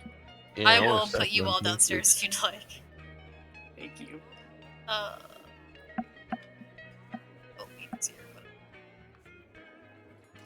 So, Alvaro, are you coming down? Oh, Humi's hold on. I think, well, I wanted to search for the gloves first. Roll an investigation check. Yeah. Who am I missing? Shift. And Shift. Shift quickly jumps up out of the bed. He kind of gives himself like one of those big shakes, and you hear the clacking of his collar and his ears flapping around. Before he does a little front paw stretchy, big stretchy, and then makes he trots out the door and goes to find Humi. And I give him a big old. Ignore this, I How you accidentally grabbed it. doing? Audrey, you take 30 points of damage. That was a dream damage for Nightmare on Elm Street style. All right, I rolled a 9 on the check, by the way. So searching around on your person, you only notice like these bits of fingerless gloves that you have. So you begin to like search around the bedroom itself, see if there's any like accommodations or things left behind by others, kind of sifting through some drawers under the bed. You don't necessarily notice gloves. But you feel as though that might be an easy enough item to acquire in town. Okay. Does my character have pockets? Is that something that I need to know in character? Yeah, you have pockets. Okay. I think Alvara's gonna start by putting her hands in her pockets, so as to not draw too much attention, provided this doesn't look too weird, for her, and then I'll go downstairs. Numbers. Is that something you normally do? Is Elvara's hands normally just in her pockets? They are all the time. Alvara's hands have never left her pockets once this campaign, Okay, so don't even question it. no questioning. Got Did it. you address me, DM? I did. Numbers. Would you like to roll perception, or would you like to use your passive perception? Passive. So, as you guys go downstairs, you sit next to your best pal, Audrin, beginning to wait to be served, trying to think about what you might want this morning, and as you're looking about, just kind of taking in the surrounding of the morning atmosphere of chilled seas. Something's a little different about Audrin. The tip of his left ear, it looks a little darker than you remember. Maybe he got hit the night before. It's hard to tell, but his ear is a little discolored, like the very tip of his ear. Oh, Oh, hey, Audrey, you got a little schmutz on your face there. Let me get that for you. And I try and, I like lick my thumb and try and like rub it off. I just Does like, it work? oh, hi then. And he's gonna kind of lean down, and let him do so. Numbers, as you give him the mom treatment, trying to rub it off of his face and his ear. It's not moving. It seems to just be his skin, part of his skin. Did you get a tattoo last night that I'm not aware of, Audrey? Oh, well, you wouldn't be the only one unaware of it if that were the case, but it wouldn't be the first time. Could just be a bruise. I'm not inadverse to him, you know. Interesting. Who has And then I this- order a stack of flapjacks. Hell yeah, are you getting whipped cream on those flapjacks? No, in the shape of a smiley face. Excellent. Oh, cute. Do you want fruit with your flapjacks? The server asks. Only one blueberry per pupil in the eyes of the smiley face, Easily done. and a sliced strawberry nose. You got it. The rest of you? Can I just- have a... Well, go ahead. No, you were speaking first. Go ahead. Can I get a bowl of fruit and a cup of coffee with honey in it? Well enough. Small or large coffee? Large. It's pretty tasty. I think at this point, Alvara's just gonna walk by the party with her hands in her pockets and kind of just barely even acknowledge them, but just swiftly say, gloves, bye, and walk out the door. Oh, The tavern. Oh, Is there something about gloves? It's not that cold. Anyway, one black coffee. That's all I need. one black coffee. Is that all you're sure? Aye, sure as I've ever been. Alright, easily done. The rest of you? Wait, Bacon and coffee eggs, comes please. in... Oh, sorry. oh, I was just gonna say bacon and eggs, please. Bacon and eggs. How would you like your eggs? Over medium. Would you like a side of potatoes with that? We're serving them thank today. you. Not fond. I'm not really fond of them. I'll pass on that, but I will take a black coffee as well. Alrighty. Wait, And are for you you, dear? telling me... She's gesturing to the blue-haired half-elven figure that has sat at the table with the dog. Yes, I will have a coffee. Also, I need to tell you guys something. Gonna wait for the waitress to leave. All right, you first. But Well, then I'm I've got assuming she's something- like walking. Did you give her an something to say order? of my own. Yeah, just like coffee. Oh, okay. And Mina, what were you Wait, saying before that? I'm sorry. Are you guys telling me coffee comes in different colors? Like, could I get mine pink or blue? I think what he meant was coffee can sometimes come with milk, but some people don't like it with milk, so they'll get it black. That's the general color of a cup of coffee. But Oh. others like to put some milk in theirs, which adds a different color to it. I'm You- sure you there's see- some sort of magic that could turn your coffee pink, but I don't know. You that. see Mina's face drop at the prospect that coffee doesn't come pink Oh, or brightly colored. Oh, so the waitress takes your orders and walks away, and in between the time it takes for your meals to come, Humi, you had something to say? So, congrats on being the Veil champion. thank you. It got us a door opened. So I was talking to a Dame Cromwell, and Mhm. he is interested in a potential favor for favor, let's say, where we might be able to learn something about this whole Arania thing through his extensive web of informants. DM, knowing him, would I know if this is a safe thing that Humi has done, made a deal with this person? Roll a quick history check just to gauge your history with Dane. You recognize him from the Veiled Gauntlet, but this is for like any recognition of activities outside of which. Oh boy. Big roll. Big roll. That's a 15. Oh, that's good. With a 15, you'll know that Dane, given his status with his family, and given that he is the next heir of such family, outside, like in a public presence, does keep their head high and kind of hold this nobility to them as they are training to then become the next complete, like, I guess, Hokage. leader, captain of the Last Light Vanguard. You'll know that this person, from what you've witnessed, at least within the Veiled Gauntlet, definitely has a bit of an other side about them. And you've seen them make some underhanded deals that you're not sure the nature of which, but you know that they've at least dabbled in business in the past where it's ended up in their favor. I'm gonna hear Humi out first, but I'll have that in mind. Well, we could get lucky, and we might be able to maybe potentially track down Arania. So, I don't know. What do you guys think? I think I've got a proposition that could meet you. Bit of a long shot, but I've taken to you lot more than I've taken to most, and trust most of you. I could offer you a proposition that make us all very rich and get us out of this frozen hellscape. Maybe give us a little bit of freedom from this peculiar lady that seems to be following us around. Well, Listen, weren't we gonna get a clue from what's her name? Lady Thorn? Yeah, Lady Thorn. Doesn't she have like a clue for it? Capital C clue? For I it? think she was supposed to be gathering info. I recall that as well. But what were you saying, Audrey?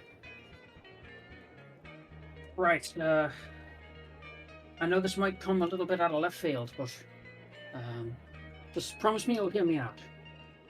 I propose that you, my compatriots, trust as much as the crew I would, but why don't we all just go down to Emeris, could free ourselves from any trouble with the Sarania sort.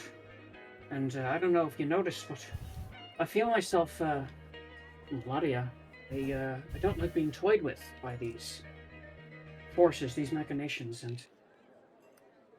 Well, that said, I've got some unfinished business there, too. Figure we could hit two birds, one stone, get out of the gaze of this... whatever she is, whatever force she represents, and I can make you quite rich at the same time. If you don't mind me saying, I know I don't know you all very well, but who's to say that traveling to Emeris would keep you safe? If she's as powerful as y'all say she is, what would stop her from reaching you there? More importantly, you would run from your fate. We are in this to win this thing. We got to get to the bottom of this. How do you know what my fate is? And if you know that she's as powerful as you say she is, then how are we still alive right now? Now, I've got unfinished business, and I mean to do it while I still have agency to. While my mind is still mine. I had a question for people. While we're on the subject of what to do next. I had a really strange dream last night. It felt almost too real, if that makes sense. I woke up feeling very uneasy this morning, too, and it almost felt like there was some kind of earthquake or a rumbling deep in the earth. I I was wondering if anyone else experienced something similar. am like-minded, lass. Very Uh, experience. you dreamed about a rumbling deep in the earth? I didn't so much dream about the rumbling, I dreamed about something else, but when I awoke, it felt like there was a rumbling deep in the earth. I don't really know how to make sense of it. Where? Well, Maybe- what's the one other time we've heard about rumbling deep within the earth? I don't remember. Elias Aloro's Chronicles Volume 2 from the one place where they were talking about earthquakes throughout the continent destroying things, correct? Volume Am I 2, remembering that page correct? 86, paragraph 3. So, what that passage had suggested was that there was stress within the earth that was reminiscent to that of, like, tearing or scarring, like that of a giant battlefield, as if something, like, Titan-sized had tore through it and, like, battled there. Almost like you'd see remnants of, like dinosaurs, for example. Like, you see little pieces of the earth where they have been all the time, like whether it's their footprints or like things that have just been fossilized or left over time. It's like that. So Was that- there's yeah, go ahead. Was that the same book that described the servant of the one god and then Yeah, the will of, Merkel and like- Shantae. Yep. Mm-hmm. Shantae? That was the same one. Okay. Yes, indeed. Could this have anything to do with Merkel and Shantae? I think you mentioned the other day. Speaking of which, who has my fucking library books? Didn't you I have have the one. library books? No, Alvara has one, and Yeah. I have the other. Aurora. Yes. Does Aurora or does Valana? think- Valana wasn't with us when we went No. to It Oh, could be it's Aurora, because Aurora, Valana's okay. gone. Aurora.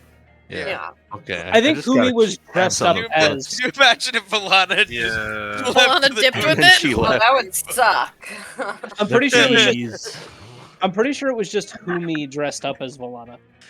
Oh Yeah, yeah, no, maybe that's what Humi it has was. the book. Yeah.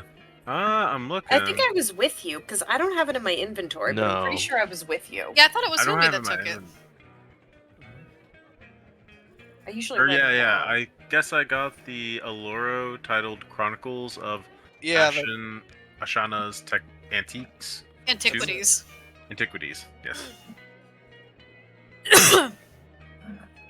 So around this time, you guys have been served your food, and as you're having this discussion, sipping on your coffee, beginning to dig into breakfast, Alvara having darted out the door a little bit prior. Who has the sending stone? I do. Where are you keeping it? On my side pouch. On my right. Humi, you feel that side pouch begin to, like, almost would just give this subtle little vibration and, like, warmth as you hear within your mind. Well, looks like my contact went and made good on their end of the deal, so I think I've got a little something that you need. Feel free to come on by. Yes, ma'am. Will do right away. New quest unlocked. Go see Lady Thorn. Yes. So Humi is going to kind of just put down their coffee.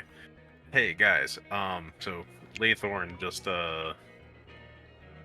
sending stone to me, and well, I think she has something.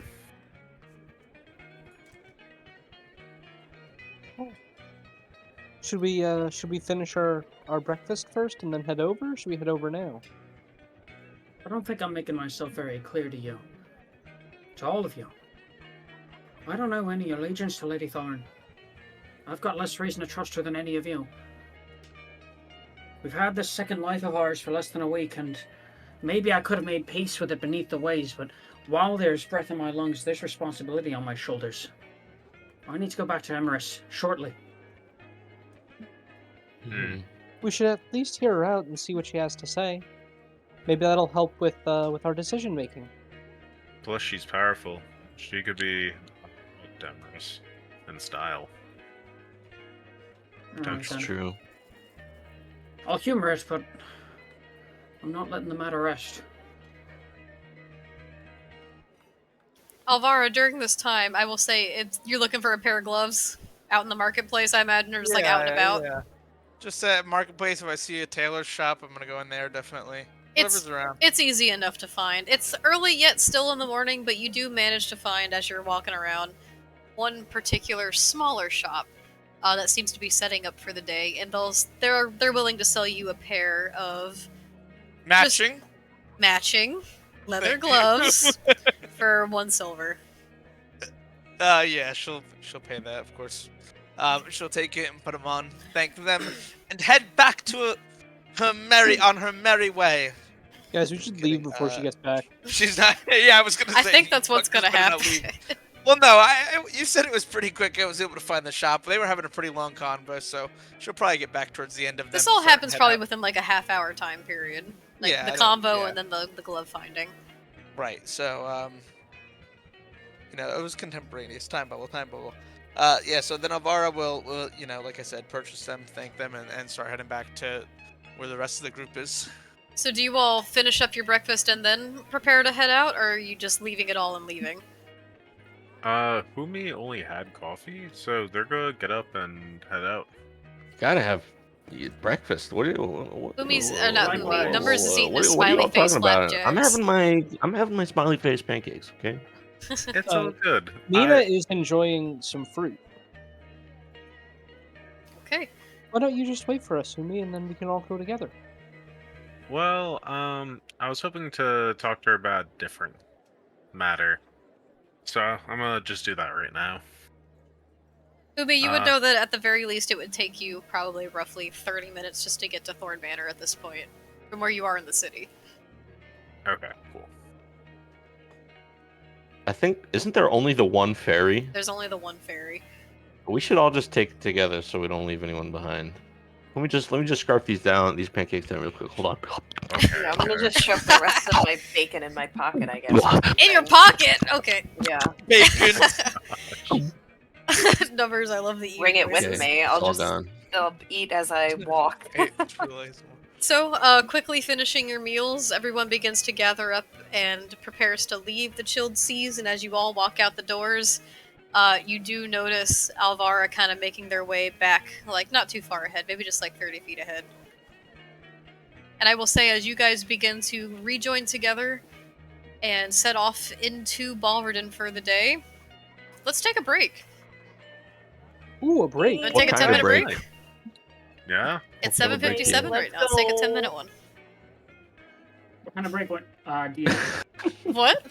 What kind of break? we What kind of break? Oh, a snack break, pee break, smoke break, whatever it is you gotta do. Oh, Now's thank the you for time to setting do the it. rules. Thank you, Okay. Jesus. I was I literally was just gonna stand here motionless if you didn't I say was that. shaking. Yeah, really. I know. I didn't know can I just fucking sit here blinked if on you that for a want. second. What kind of break do you mean? I was gonna just fall into the void for 10 minutes. I mean, you can do that too.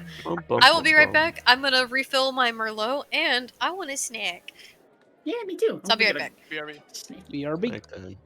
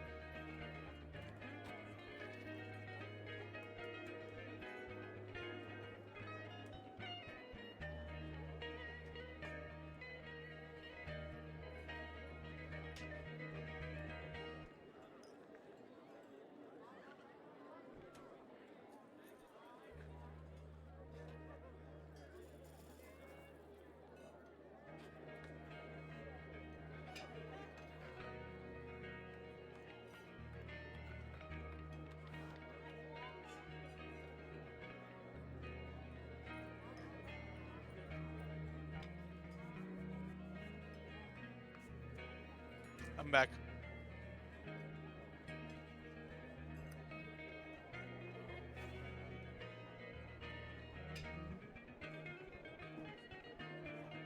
Okay, I'm back. Yo, I have I'm a here too. I don't know about anyone else. I got a piece of blueberry cheesesteak, and I've got a piece of peanut butter chocolate pie. Derek, get out of Cool. here! I got the tasty Get out! cake. Audrin's in my room and he won't leave. And now he's dancing. Stop! Go! Shoot! Shoot! Fucking lunatic. What do you have? Tasty cake holiday cookies. Oh, I love tasty cake. Yeah, they're really good. Roast shortbread cookies with some milk. Pretty good. Pretty good.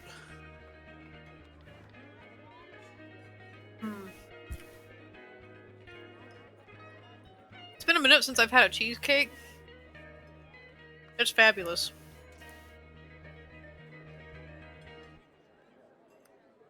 Not a huge cheesecake guy.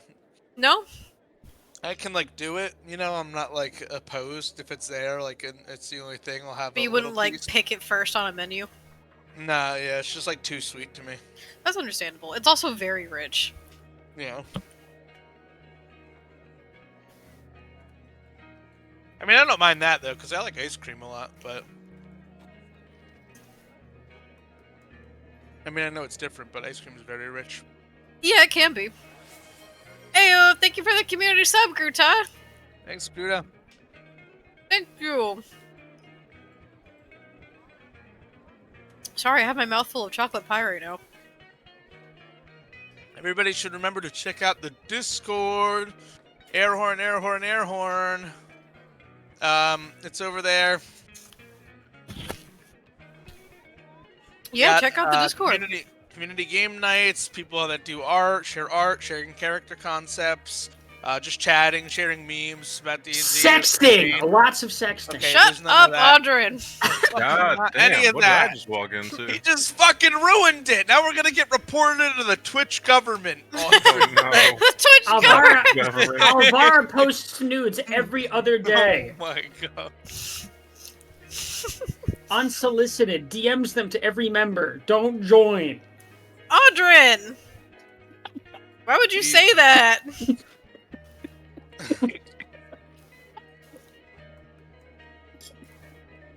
Humi, do something. Oh. What was A that? bath. Well, bye. Let me tell you something, man. Combo. I, My mouth. oh boy, there's almost no problem that a nice corn dog can't fix. I would have lied to you. He was Fuck literally did that just come eating from? mustard from the bottle in the kitchen. Yeah, I was right there. it's true. I drank the mustard, then I took a bite of corn dog, and they mix in the stomach, so it's pretty much the same thing. It's just like putting it on the corn dog itself. That's Unannounced, disgusting. dude. Squelch down some fucking mustard. Yeah, it's true. I spilled a lot, so I had to lick it off the floor. Oh no. Oh, hey! Well, who's taking the potion? Audrin for chaos? All right, then. Well, he already I put drank a mustard bunch of in mustard. this wine, and I'm about to down all of it. Oh, don't. All right, Yeah, it was who right go? there. Hmm. Excuse me. Oh. Oh my god. He's being a fucking menace tonight. I feel the Holy Spirit entering my body. Oh. I feel God in this house with me tonight. You feel God in this chill seas tonight? At least I was just about to say that.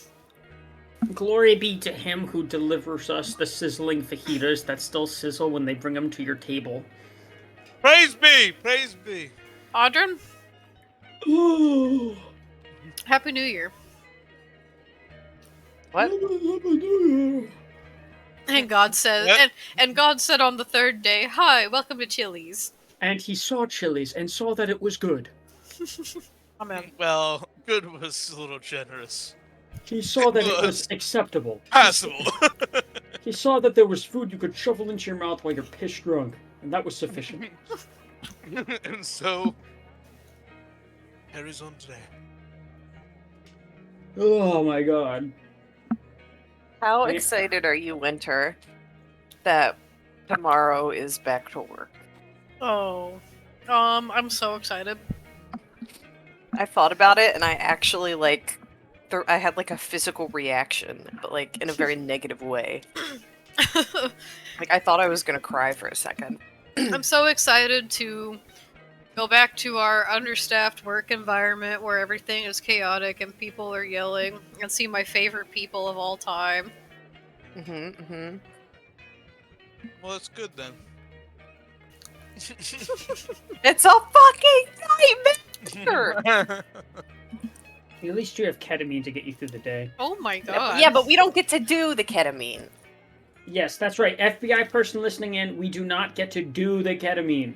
We don't do it. I think I smoked the ketamine. That's terrible. Smoked it? Why would you do that? You You snored it. No, don't do that. Everyone Nobody knows- listening do that. No, yeah, Everyone don't knows do that. that. you put a little We're bit just of dust joking. on It's your not. None of this fingernail is and real. you We're just lick it fucking off. around. We just playing. We're just playing around. Everyone knows you put it on a piece of white I just bread. saw art on Twitter of Goatman, and it says "Live deliciously." And you I know wish what? I That's true. And he's got nipple piercings with a chain that connect. But did you Damn. just say you do eyelid injections? Huh? Help? Quentin and I do ketamine together regularly as a bonding Oh, experience. stop with the ketamine, Derek. Very frequently. we'll Yeah, put he it- started it too. It's not even like someone else started it. Okay, I probably This shouldn't talk time about it's ketamine you. on here. You Okay, my probably bad. shouldn't. I'm surprised you're just now realizing this. Okay, my bad. But I do snort ketamine every night. for book club. No. Numbers, The can book you club. cut this part on the VOD? On Bible study nights, Friday nights, on the weekends, I do double doses. You said clip that, DM? Cut the part where you Up Now on cut clip. it out. Cut Audrin's spiel about ketamine out. Yeah, that needs to be cut. You want to know what needs to be cut? You're gonna get us My fucking ketamine banned on needs Twitch. to be cut with cocaine. You're literally gonna get us banned on Twitch, Audrin. Man. Not great, not great. Not great start to the new all right, year. all right, Now I'm shut sorry. your I'm mouth. done. I'm done. All right, I'm done. Twitch is gonna be like, we heard you use the word ketamine 879 times. We all raise about horses. We literally raise horses. So it's Oh my appropriate. god. The stream's about horses. Wow. Right. Awesome. Cowboy, take the Everyone sing every song you know that has a horse in it. Gotta take control of this.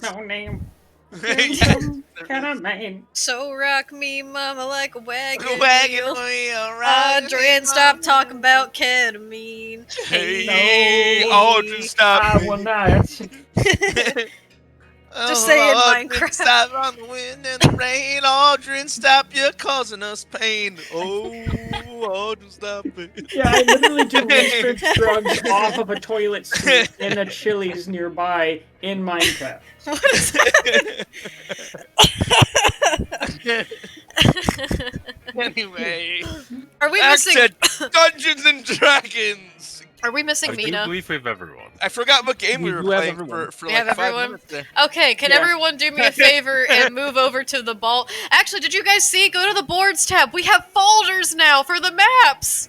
Folders? Oh, folders. There's Oh. folders. Oh, that's so nice. What board am I That- going There to? we go. Thor? No, Balverden. it Oh. really Oh, is the game Baldwin. Whoop. Am I going to Baldur's Gate? You're going to Baldur's Gate. Kill. That's what I get for playing it all day. I knew it was gonna happen. Oh, I mean, Balderden, Baldur's Gate, it's basically the same thing, right? it's true. Whoa.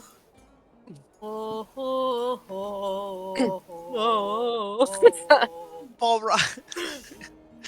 I have a dirty joke. I don't know if I want to say it. Are you gonna get us banned? After Roger's getting me spiel, we're already on thin ice. Oh Yeah, my we're on thin fucking god! ice right now. We're on real thin fucking You ice. didn't say it. But I literally smoke thin ice every other day. And by Stop thin ice, I mean- it! Yeah. Paul Ryan. Very nice. Ball riding. Why are they riding bulls? Take a potion, don't give Give it to Audrin. Give it to Audrin. Yeah, No! he said my name after taking a potion. I Don't needed give to it to Audrin. He's too fucking toasted. I'm Audrin sprinkling is in I'm the ether. sprinkling a little funny powder No, in my Gruta drink. said no, it isn't for you. Say that. Gruta said it Gruta's isn't like- for you. Don't do it. Yeah, but Audrin. Audrin, take one anyway. Drop is this it. a no? Is this a no? And is it for you or like? Oh a, my god, there's a no. new Bruce in his eating dome content, Winter. Oh. Numbers. It's numbers. Numbers takes it. Audrin, you better fucking not have. Winter, there is a new Bruce in his eating dome photo. Oh, I love Audrin. Bruce's eating dough. All right, I'll go Audrin, you pour it. better I'll be right poop that back. out right Okay. now, Mister. You spit it out. Oh my Drop it. God. Cast power word poop on yourself. Normally I would just like throw up the shot I just took, but the toilet seat is where I keep all the ketamine, so I can't go Can over you there. stop with the In fucking Minecraft. ketamine? Derek, shut up and check Twitter. Okay, I'm sorry. I'm done. Two hydrate sippies from Gruta. Thank you, Gruta. You Hey, weren't those supposed are to for take numbers. that. He says it's numbers. 2 hydrate sippies, so that's for numbers. No, you fucking ass. It's Numbers' turn. Basically Okay, what he's reading. I just poured. Hold on. Great way to ring in the new year. Oh, I put you guys at the wrong spot. Are you okay, Audrin? Okay, here we go. Nar. On a scale of 1 to 10, how here are you? Or I should say, how out there are you? How tough are you? Nuh-uh. Okay. On a 10 of Really 1 delicious. to scale, Audrin. Charcuterie board. Yeah. That's Yeah, right. That sounds about right. All right. That's pretty low, actually. You're all right. Yeah, you're fine. I'll It's when live. you get potato that you really have to worry. Well, it's burnt baked potatoes that you're really in the danger zone. Oh yeah, but like potato is out there. Baked potatoes, I'm gonna Alana. say it. They're not really my jam. I'm I not. hate They're not baked for me potatoes. either. I'm not a potato. Like, person. I love potatoes. Wait, I you're love not them. a potato person? No, like French fries. Yes. How do you know love about fries? the potato? You Love like fries, chips? but, Do you like chips? Overall, like mashed potatoes, baked potatoes. Like I'm good. Yeah, Wow. chips I Like- like. Chips I like. Yeah. Chips. What about like home fries? Like diced like potatoes. Like no, You heard only him, in Audrin. small Chug. amounts maybe. Because what? Oh, I it's love fine. me some good home fried potatoes. Audrin, if you drink a Audrin, lot of water French tonight, I'll fries. give 5 subs. All Audrin, right, You like a Audrin, drink McDonald's hash liter of brown? water right now. Hold on a second. Hold on a second. I want it said right now. This is ASMR. I have a pitcher of water. That's what that is. And I'm gonna drink all of it right now. He does actually have a pitcher of water. It's the Oh, Disney don't Don't drink the pitcher. whole thing right Oh now. yeah, I That's know all about fancy. his pitcher. fucking I'll pitcher. do it. I'll do it for you, Gruta, but only because you're a sweetie pitcher. pie. Wait, Drink I it need to slowly know. over time, please. Mhm. Don't drink it Zach, all do you at like once. McDonald's hash browns? Actually, as a little kid, I really did, but I haven't had one in a very long time. You should Probably try it wouldn't like again.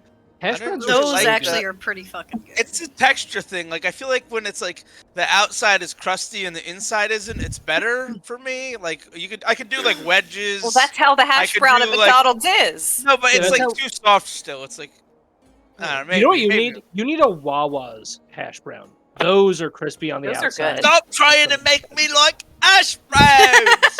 Stop being such a picky eater. What has this What turned about- into? What Audrey, about I hash know. brownies? He started talking in a British accent. he said, I'm "Don't just chug the count. water to drink it in bits." Did you drink it in bits or did you chug it? It sounds I like don't- you chugged it. Water does not exist in bits. It exists in glasses. Oh, Did you eat the glass? Please don't tell me you God. ate glass. Guys, did we ever get back from that Grumpy. break that we said we get back from? 8 Yeah. minutes Happy ago? New Year, everyone. Happy New Year. Happy New New Year, Year. same us. hey. Take pity upon us. You see what we are. We see what we're dealing with. You see what we have become. we see what we have become in the new year already. Are you okay? I'm good. So, let's reconvene. You guys ready? Yeah. You all begin to make your way out of chilled seas and find yourself once again in the familiar area of the waterside district of Balverden after making your way past the mercantile ward. If someone, just any one of you, pick one person to roll a d20 for me as you're walking through Balverden. I want to do I'll it. do it. I'll Oh. do it. Damn it. Aurora said it first. Yeah. Let's roll. Wait. Let's I roll never a got to d20. roll one for us. Let's roll a d20, and whoever has the highest number gets No. to roll the d20. What? No, No, I'm Champion, joking. champion. I'm joking. Oh no! Is it bad or good? No, it's an 11. Random event table. It's random event table. We'll see. Okay. We'll see. If I had to guess. Give me a second. Should I want high or low? I don't Either know. that or Arani is about to kill all of us because we failed a roll. So, after finishing your breakfast and reconvening together, all 6 of you, with shift, making 7, you make your way back up into the familiar pathway that you're accustomed to at this point after your few days in Balverden, sneaking through the Mercantile Ward, making your way into the Waterside District, and as you're passing by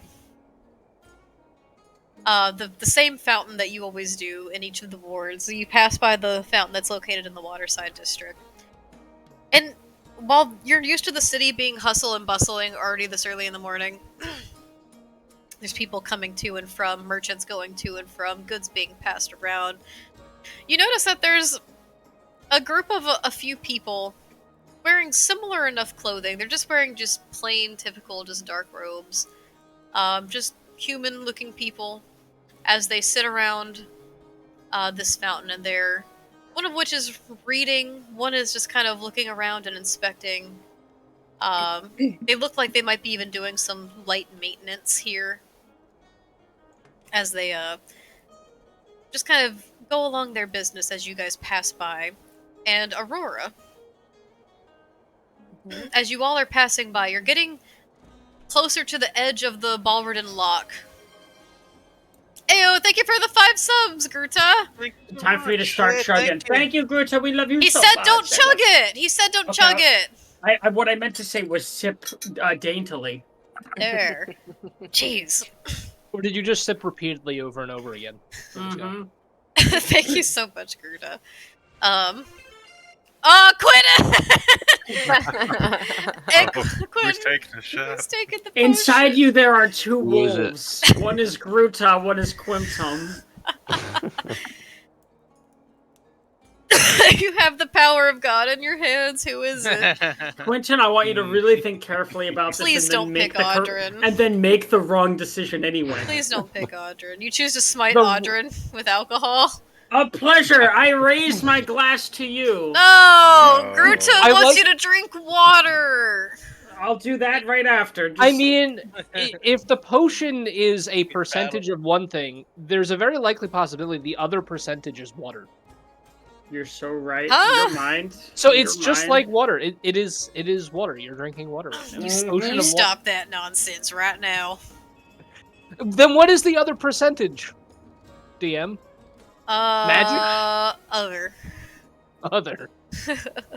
So, as you all are walking through Balverden, you notice these few people that seem to be in some fashion around the fountain, whether they're tending to it, just are working around together.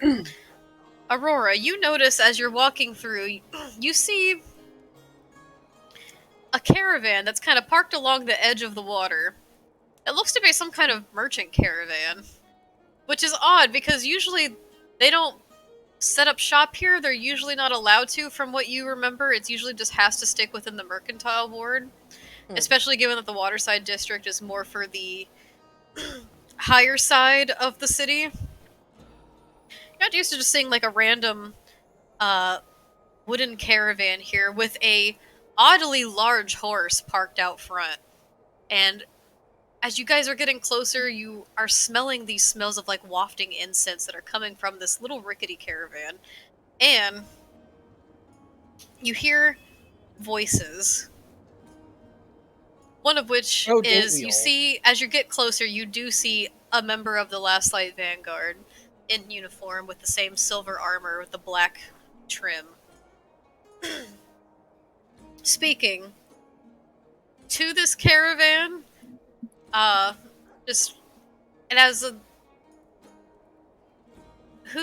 you guys are getting closer, with your passive perceptions, you can pick up that the conversation is discussing the movement of this caravan, how this is most unusual, this is against city policy that they must move or be asked to leave the city. And then, as you guys are getting closer, a few of you recognize the voice and quickly hustling visage of a half-elven, short-haired woman. Oh. is this Moving the things big horse around from... to and from as she's going, "Do you leave me alone? I've got great things here to sell, and you don't get to tell me where I can park this thing. I've got great money to bring to this city. Now go about your business." Oh, yeah. Well, I wouldn't recognize her, but Aurora would not, yeah, but the rest, no. a couple of you have seen her before, perhaps even in Nothal.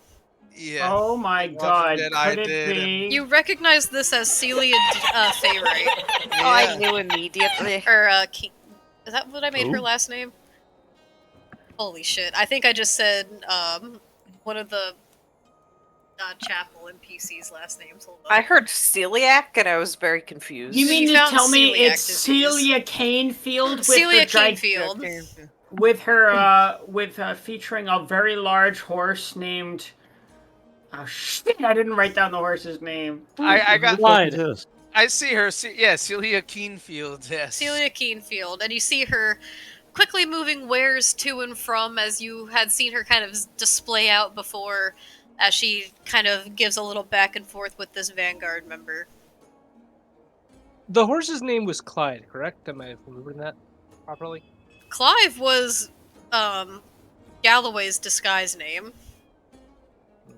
What was the horse's He name? was disguised as a horse, though, so that's... That No. makes sense. That's what Galloway would do. Who are the cult-looking members supposed to be again? Those are just the people that there's not a lot of choice of minis here. Okay, Those I are just wasn't sure. the people that you saw like doing something around the fountain, whether it was like reading or like looking like they're maybe tending to it in some way. Okay. Those are the people you passed by, but you do indeed see Celia's caravan set up with all kinds of wares and goods beginning to be placed out front as she Where's spats with she this at? Vanguard. It's Yukon! No, that's not Yukon. I will say, just for the My sake of the map, love! just because this is Tailsfire, you don't actually like. It's not. I'm just It's gonna. my husband. We'll just say it's this one that's right in front of you. It's hard to actually put that here from other maps, but maybe next time I will. Okay, so we run into her. Audrey's gonna approach her. Verta's taking a potion. Oh, I wanna he take gave a look at potion. the goods. What Verta? potion? Here, I'll just say she's here. I think Avara will join because Avara Who's taking the would potion? definitely also recognize her. I think we were the two that were over there. Mina's also gonna head over. for a Audrey bit did now. personal business. I'm I will interested, follow. just because it's new in the city, and I want to see what it is. Mina's taking the potion. Mina! It's unfortunate, but okay.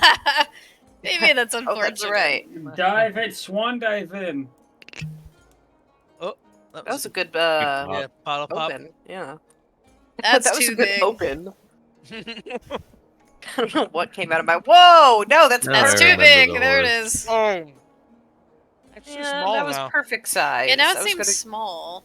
It was No, like keep it in the the Yeah, no, Trojan no, make- horse. make it a tried little Make it a bigger. little bigger. Its original That's size the made it next look like a size up I can Clydesdale. do. Is that really fucking big size? Let Keep me it at see. that. See, here's See, this. done. What about this? That's a No, miniature that's way too horsey. small. All right, then this Oh. has to be this. Yeah. It's a pony. Yeah. Holy Whoa! shit. One Damn it. thigh is the size wanted of to a get on top of Anytime- it, but I anytime I can't. see a horse in real life, this is what it looks like to me. They frighten It's like a me. Clydesdale. Well, I mean, Clydesdales are huge. yeah, Yeah, they're genuinely ginormous. No one I love acknowledges this how big as horse. fuck He is horses my are. new best He'd friend. kill you if you wanted to. And as she sees you all begin to approach, she looks to you all with like a familiar look in her eye, and she like waves a hand up and she goes, some of my finest high dollar spending customers, as she says as she leans closer to the guard. And she says, you see, I bring in great business here to the city, and you do well to leave me to my own business. Audrey's gonna approach with arms outstretched. Is gonna say, "If it ain't a bleeding familiar sight for sore eyes, fellow sister of salted shores." Well, if it ain't you lot back here again. Didn't think I'd see you outside of Northholm after all this time. What brings you to Bulverden? Many things. Not the least of which being your fantastic deals on bags and holding and all sorts of You bet your sweet arse I've got great deals for you here today, loves. Avara's gonna just chime in and asking, what's going on here? Looking between her and the guard, and mainly to her for an explanation over the guard. This sorry lot was trying to tell me I couldn't set up shop here, said it's against city protocol. But I've got some great wares, and he don't believe me that the townspeople here, especially in this district, would like to see. Actually, I'd personally like to see her stock right now. That's all right. I would as well. I want to Anything look new at what Indeed. she's since our last encounter? The guard at this point, the vanguard, just kind of rubs his temples and his hands really quick, and he goes, and this is one that you guys don't recognize immediately, and he goes, alright, you can stay here for a little while, but not all day. Don't make a ruckus. And he kind of just brushes himself off and walks away. Well, we did a good thing today, everyone. Fuck the police! Well, would you like to see what I've got in store today? Maybe you'll find another little trinket or thing for you to like. Oh, Yes! Yes, please. Everyone, feel free to roll investigation to look at her wares. Yes! Yes! Investigation? Oh. Yes! And we'll Five! I had a funny Yes! idea Yes! to put like a 10 in my modifier for investigation. Ow. But that would have Okay. That I'm was going to almost use- a 16! All right, I'm It gonna use would my have been a inspo for this. 17! You're using inspo? I'm using my inspo. Yeah, I'm Yeah. using my inspo too. Don't use your inspo. Investigation. Can I spend a couple minutes lingering No. around and cast Oh my Detect Magic, God. DM? Absolutely, you can. If there was a flaccid 20 from numbers, can we get flaccid 20s in the chat? Acids. Let's It go. is Oh, ritual, yeah. but I'm sure she won't mind if I cast a little spell to You've got 10 minutes peruse to the kill, right? integrity of her wares. Yeah. Oh, you feel free to do what you must, my lass. I guarantee I've only got the finest of wares upon my board. And she pats her horse just kind of on the back as he's just gently grazing on like a little bucket of apples. Can I roll animal handling to say hi to the horse? Absolutely, you can. Don't be Yes. shy, dear. He's quite friendly. Can I as well? I have good. Mina animal rolls a handling. fucking one. I'm gonna Why did you say that? Oh! Oh You did that. You did that. Why'd you do me dirty like that? I thought I had better animal handling. Never mind. I'm sorry. I think Milana did. Yeah, Valana had like a No. +5, which was like nuts for like a sorcerer. Mina, with a 1, I'll say you begin to kind of flutter around and try to get this large horse's attention. It's a pretty horse, too. He's got a beautiful chestnut color with a little white diamond patch in the middle of his forehead. And as you're kind of looking around, going to make yourself known and say hello, the quick, sudden buzzing of your, or fluttering of your wings, and your quick, small approach, it kind of gives him a little bit of a fright, and he jumps back a little with a whinny, backing up into the cart a little bit, before just kind of looking at you and just snorting out of his nose. I'm sorry, friend. Can I cast Speak with Animals so I could apologize to him? Sure. Yeah, well, is that an instant cast? What's that? I need to look that up real quick. While you do that, everyone, with your rolls here for investigation, let me take a look. Alvara. Bear in mind that I cast Detect Magic because I wanted to try to mitigate what this roll limited. That's me true, to. and that takes you what? Since you're doing it as a ritual, it takes you 10 minutes. Yeah, so I'll just take a little time to do that. Okay. And as you like do behind so, the rack. everyone else, you begin to look around and take assess of the wares. You do see bits of this and that. You see a couple more bottles of various different color and various different levels of clarity in these liquids around. Some are brackish, some are clear, some have a little bit of a colored tint to them. And these little various different shaped glass vials that seem to be sealed, each sealed by bits of twine and wax. There's various odds and ends, various different types of weaponry available. You see some long swords and axes. You see some crossbow bolts and a bow. Let's see. I guess let me just go down the line for everyone's. Besides Alvara, because they're going to go last with the Detect Magic. So after that would be Audrin.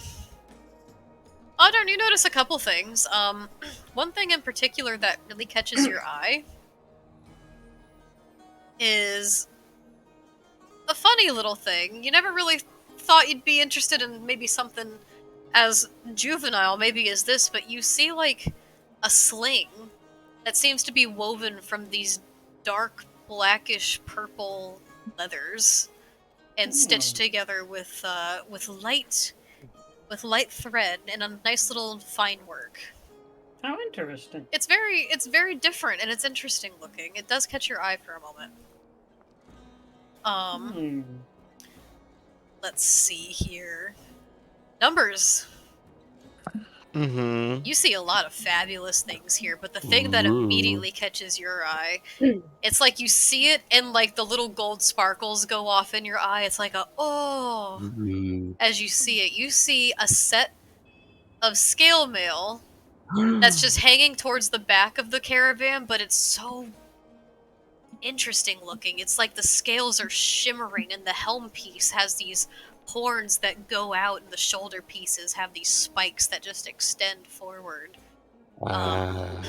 It's hard to tell what color it is from this far away, but it's fascinating. Then the gauntlets themselves also have these like scaled spikes that just kind of extend forth. This whole set almost looks reptilian in nature.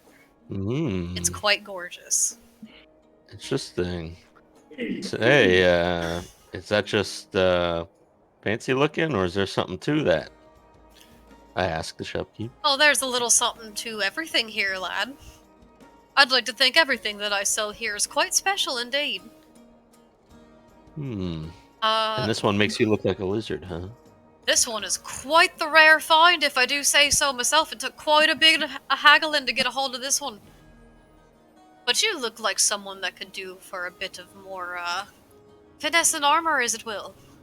Would you like to take a closer look at it? I'd love to. And I approach. As you do so, it'll then move on to Humi, because you guys rolled for inspiration. So Humi. Yes. Let's see, with a 9. You're looking around. There's a lot of really interesting things here. She's always, from what you remember from Nathal, but just had various bits and bobs that just seem interesting in general. You notice, among everything, you see this amulet that's just kind of hanging from one of the hooks along the insides of the cart, and there's a handful of bits of jewelry hanging. But this one particular amulet, it has this purpley blue, like indigo gem set into the middle of it. It's got fine silver chain work, and it's encased. The jewel itself is encased in this fine silver kind of filigree as it hangs from this pendant, and the pendant itself almost seems to shift a little bit in color as like you're watching it. Interesting. It's very fascinating. What can you tell me about this piece? Now I point to it. Now that is quite a rare find right here. This is a beautiful little amulet. That has a little bit of a special kick to it, if you'd like to take a look. Yes, for sure. Alright. And before we get to the fine nitty-gritties, we'll do Aurora and then Mina. And then Alvara for the Detect Magic. Yes. Aurora, with a 13, you've never seen Celia before, and you're not unfamiliar with her wares here in the city, but she seems to be selling quite a bit of fascinating things. Like, she's got armor, she's got jewelry, she's got vials, she's got papers and scrolls, and just all these different things, and you kind of wonder for a minute, how did she even come across all of this? And as you're looking around, just kind of taking everything in, you see a long, pointed, silvery spear with this dark, kind of oakish wood towards the end. It's shaped like a spear, and there's bits of gold work that just kind of lace from the bottom where you hold up to the top, like the very tip top of the point. It's very cool looking. Interesting. Um, Well, I guess I'll wait to ask any questions until you get done with the round. Okay, thank you. Mina, with a 5. You're a little thrown off a little bit from that little brief encounter you had with the horse. But as you kind of shake it off and look around you, you see everyone just kind of getting involved with everything around them. And you actually see something kind of interesting. You see what kind of looks like a dog collar. It's leather and it's got the same like kind of buckle in the front, but as you're looking at it, it's got this fine stitchwork that looks like a bunch of different kinds of animals that's just finely stitched into the leather. You see horses and cows and farm stock, and then it shifts and you see more things like tigers, dire wolves. Ooh. Just all these various different kinds of animals just beautifully embroidered and stitched into this little leather collar. And it's thin too, it's thin leather, and it's not like thick, it's just like a thin little piece of material. And Alvara, as everyone's looking around, you take a little bit of time to sit down and ritual cast Detect Magic. You notice 12 glowing objects within her caravan that give off this faint little hum, like this little aura pulse, as you begin to look around. Are there any that seem stronger or weaker comparatively? Not necessarily. A lot of them are just because they're all in close proximity within this caravan, they're kind of mixing and mingling with each other, but you are able to pinpoint 12 specific dots of where they're coming from. And funny enough, you actually also, as you're standing next to Aurora, as you look around, you notice one coming from her pocket. Aurora's pocket? Aurora's pocket. Huh. Interesting. Okay. I think, are there any, like, articles of clothing or weaponry or, like, can you just, like, describe a few of maybe what I see and that can help narrow it Yeah, down? there's a lot. There's some weapons that are giving off this glow. The sling that Audrin's looking at is giving off the glow. Same with the amulet that Humi's looking at, the collar that Mina's looking at, the scale mail that Numbers is looking at, the spear that Aurora's looking at. Everything that's caught their eyes is giving off a little magical pulse. Along with various other bits and bobs in there. Like, you see a cloak that's giving it off that's kind of black, and it has this, like, fine stitchwork with pointed edges as it goes down towards the bottom. You see a funny-looking little top hat kind of tucked in there towards the back, but it's fully lined in these silver sequins with a big red ribbon tied around the front, which is giving off one. And you see things like short bows, or like there's a long bow. Alvara chuckles to herself for two reasons. One, that her compatriots clearly have a good eye for this sort of thing. And two, just thinking about them wearing the different articles of clothing, like putting Mina in a top hat or something. So she then will fixate on, I think, that shadowy cloak you talked about with the ruffled edges, and inquire about that one. Okay. With Keenfield. So let's go back down the line as everyone has found something to inquire about.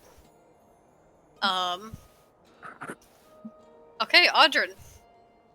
Are you looking at this sling closer? Yeah, I'm gonna look a little closer, but I'm not gonna ask about it. So as you're looking at it and messing with it in your hands, either roll an Arcana check or an Investigation check. Alright.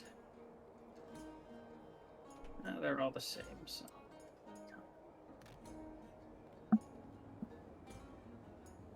We'll take it. A 14? Was that Arcana or Investigation? Arcana. Okay. So with a 14, you're looking at it, and you're not terribly unfamiliar with items of the arcane. And you feel like this particular piece does indeed have a little bit of something to it. It's interesting. It's this beautiful color of purples and blacks and deep navies, and as you're looking at it, it almost, with the little white stitchwork, it's almost... Oh, Quimtum! Oh, no, who's taking it? No, it's kind of reminiscent to that of, like, maybe like a swirling astral sky. Oh, wow. And the little hint of magic you get from it, it doesn't... It's hard to tell necessarily, given that you are not proficient in magic. Give me 1 second. I'm already going at it. Oh, is it wish me Audrin? luck, guys. I'm fucking. Oh. That's all. Yep. I think we'll have to play Sea of Thieves tonight, Audrin, so you could really get into the spirit of things. I play Sea Yes, of Thieves indeed. every fucking You feel day, like whatever is spiritually. on this sling, whatever is encasing it, is like it's some kind of enchantment. Some kind of It would enchantment, cause some kind of enchantment. Okay. Maybe interesting. even that of a curse. Oh my god, I have Reese's. That is Lost a couple pieces. fascinating. A curse, some This say. is- Curse you! I curse you! Your hand just turns into a sling. On your one arm. Oh. I'm not Okay. gonna purchase it or nothing. Numbers. You asked about the scale? Yeah, what it do? What it do, baby? Okay, give me 1 second. What I will do now is just do this really quick. Bada bada posta beans. Okay. As you get closer to it, you notice that the scale, as you get closer, it quite literally is scale mail. This complete set seems to be made of some kind of hide that gives off this metallic sheen as you get close to it, with the scales all interlacing with each other. It's finely crafted and woven together. Oh my And these God. black spikes just poke out. The armor itself is this deep onyx color. It won't give you disadvantage on stealth if it's made out of hide. Oh. Wow. As you acquire about it and talk to Celia about it, you would indeed learn that this is a set of Black Dragon scale mail. Wow. Ooh, Interesting. that sounds expensive. Yeah, how much would you be willing to part with this for, young lady? You know what? I'm quite a fan of your lot, and I think I could maybe part with this here for I'd give it to you for about 4,000 gold pieces. Yeah. I'm gonna have to think about that one, actually. You know, Sorry, it's I just thought you was gonna say 400, and I was like, So did I.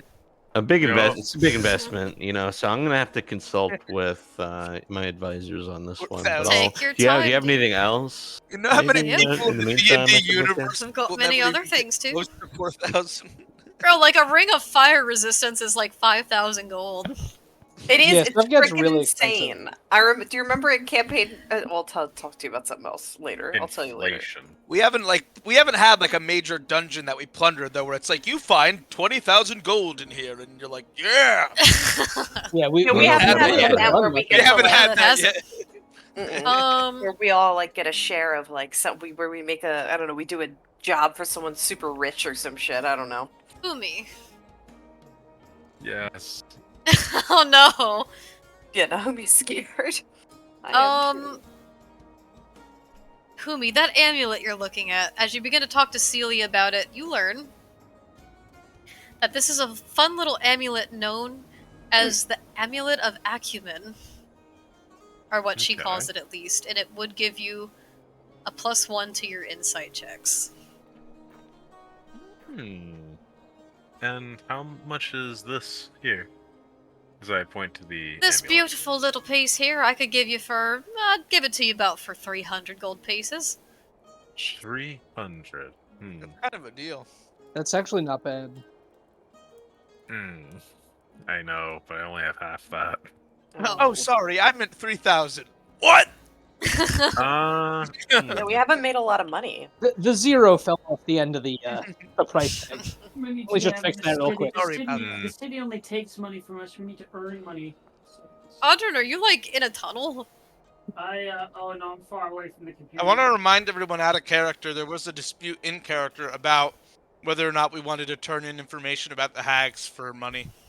Yeah. That was one way we could have got Well, more we gold. had Much discussed that's that, gonna but get us. we would have had to go all the way back to the Hag's Nest or Yeah. Hag's Den. No, we could still exchange one said that. information. Also, Yeah, the, we can still exchange it for reward. trade. The reward was 10 gold. Let's not get carried away. What do here. you mean the reward was 10 gold? You don't know what the reward was. Yeah, we don't know what the Yeah, reward I was. didn't know the reward either. We didn't know what the reward was, but there was an in-character discussion between you and me, actually, Derek, about the like implications of telling the families and whether or not they deserve. Yeah, I closure. remember that. We'd Well, have to I go back have and, one and Where try and are bring you? it Why to are you so far away from your mic? I'm actually not from. You sound far. I agree. Hello. I do have one trick up my sleeve. Uh-oh. Well, you seem to be having some trouble with the guard. So, how about this? If I deal with that problem for you, want to sell it, meet me half?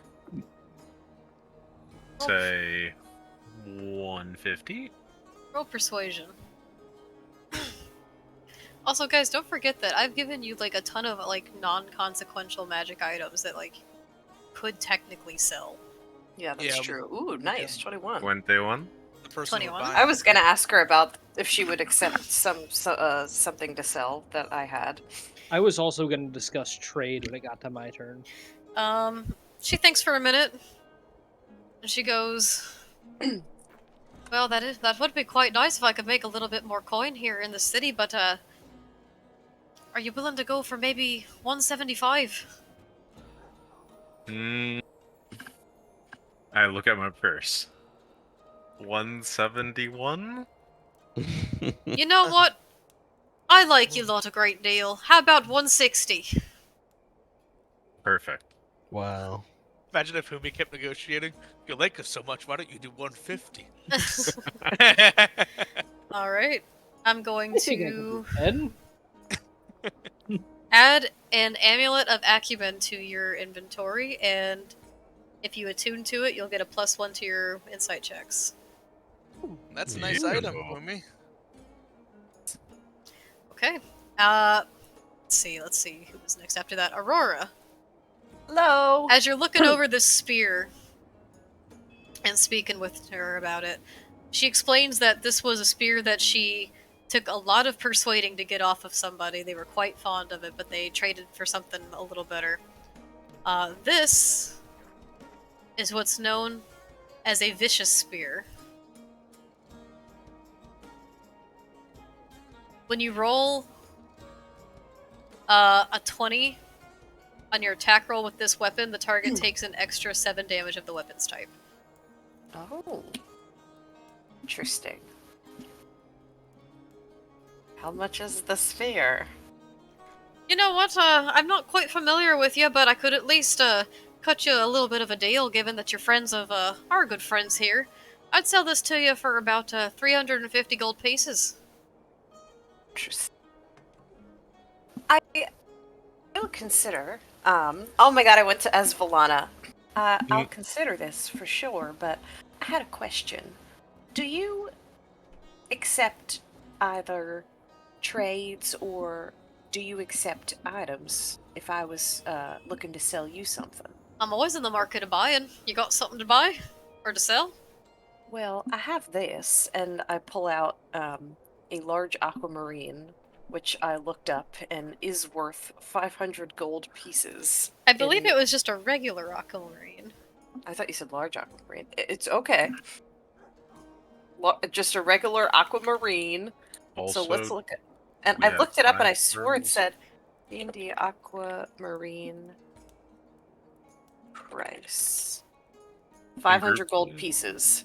Yes, And- that's just a regular aquamarine. Yeah, okay. For a regular aquamarine. Well, and she takes it and she inspects it a little bit. She goes, I'm no jeweler, but seems like decent stone you've got here. It's a little dinged up. I'd buy it for maybe 300 gold pieces. How about I give you that, and you give me that spear? A trade. I'd still need about 50 gold pieces. Alright, I can chalk that up. Alright, I'll And find some use for this stone here. So, add yourself a vicious spear. Can I also ask if she would be interested in my Morning Star? Or if she would not be? You show it to cannot her? Yes, I don't have space for this many weapons. What do you mean? Of course you do. I'm just curious to know how much it would go for. You did buy the rusty weapons off of us earlier. We also have some stuff in group loot you can sell. We have 5 small pearls, small emerald, small opal, and small aquamarine. I think when we tried selling her the small stuff last time, though, she said she wasn't a jeweler and didn't want them. Oh, that is true. I know We she might have just to bought find a the jeweler in aqua- the area. Mm. Oh, also, DM, did I notice if that aquamarine was the source of the magic in her pocket by any chance? Because I saw her take something out of her pocket. You notice that the aquamarine is not giving off any kind of glow. It's still in Aurora's pocket. I know what it is. I just rolled real bad on investigation. Okay. Sounds good.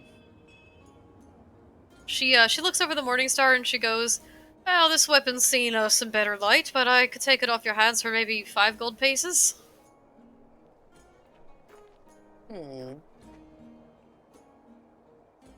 I think I'll hold on to it, but thank you for the offer. I was just a bit curious.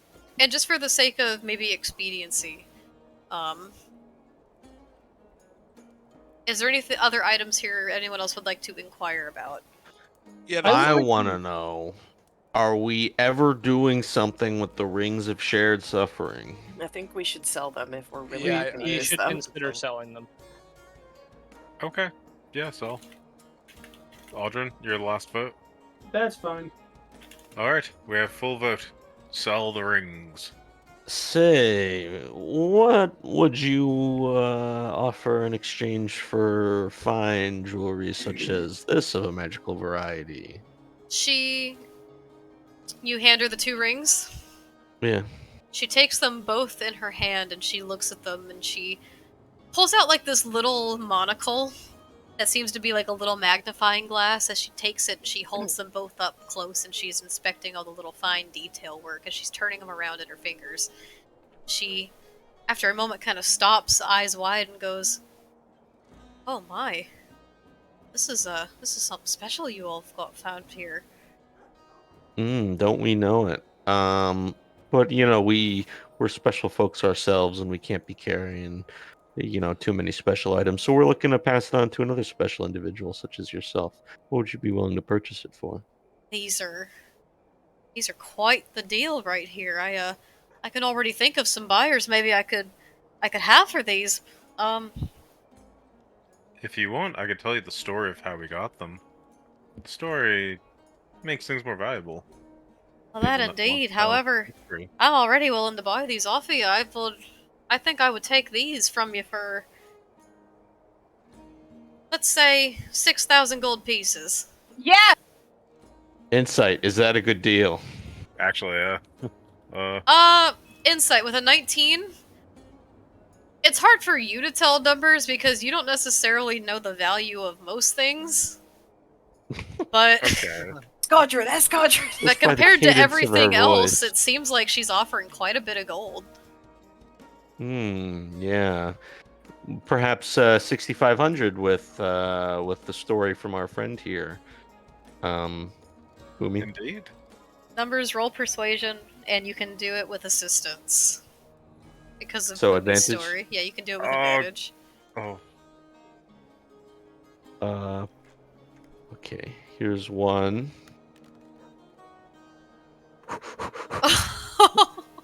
Here's 2. Okay, That's better. That's better. That's something. Should I Better use than my a inspo 6? gang? Or should I not risk I it? think 14's Uh, worth. I mean, I think inspo would probably be very helpful right now. yeah, we if are we can getting get it toward the up. end. If we can get I it up there. mean, his only chances of getting higher. Well, he has more of a chance of getting lower statistically, I think. That's true. Do we want to risk it for the biscuit? Risk it for the biscuit. Yeah. You heard the man. Okay, This is This what might go happens when y'all horribly give wrong. Audrey too much alcohol. let's go. Right? Guys! Yes! Ew. That's a good choice! She thinks and she nods for a minute and she goes, "Well, I do love a fine story. Where exactly were the origins of this here item?" Take it away, homie. Yeah, take it away. Take it away, man. Do you just like explain to her that you found Goodbye it to Audra. within like, the Pirate Lord's like cavern? So, first off, I'm going to shift into Audrin. Okay.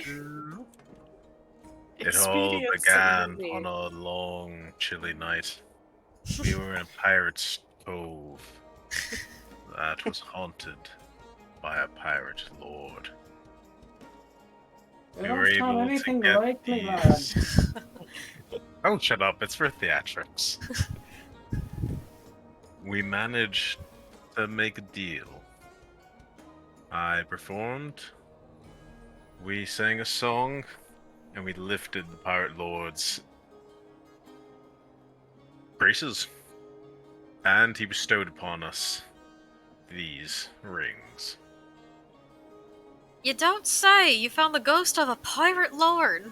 And she looks in between the two Audrins. Should I roll for performance? Yeah, roll for performance on that. Okay. Thank It's God still- you have a +9 to performance, dude. What the I know, I fuck? saw the 6, but then I saw the +9, and I was like, oh, he's fine. Hello. You know, there's something to be said about, pirate lords for those of us from Emerus. She's looking to both of you. The two Audrins. I wouldn't know anything about it, I'm afraid to say. I'm sure you wouldn't there, lad.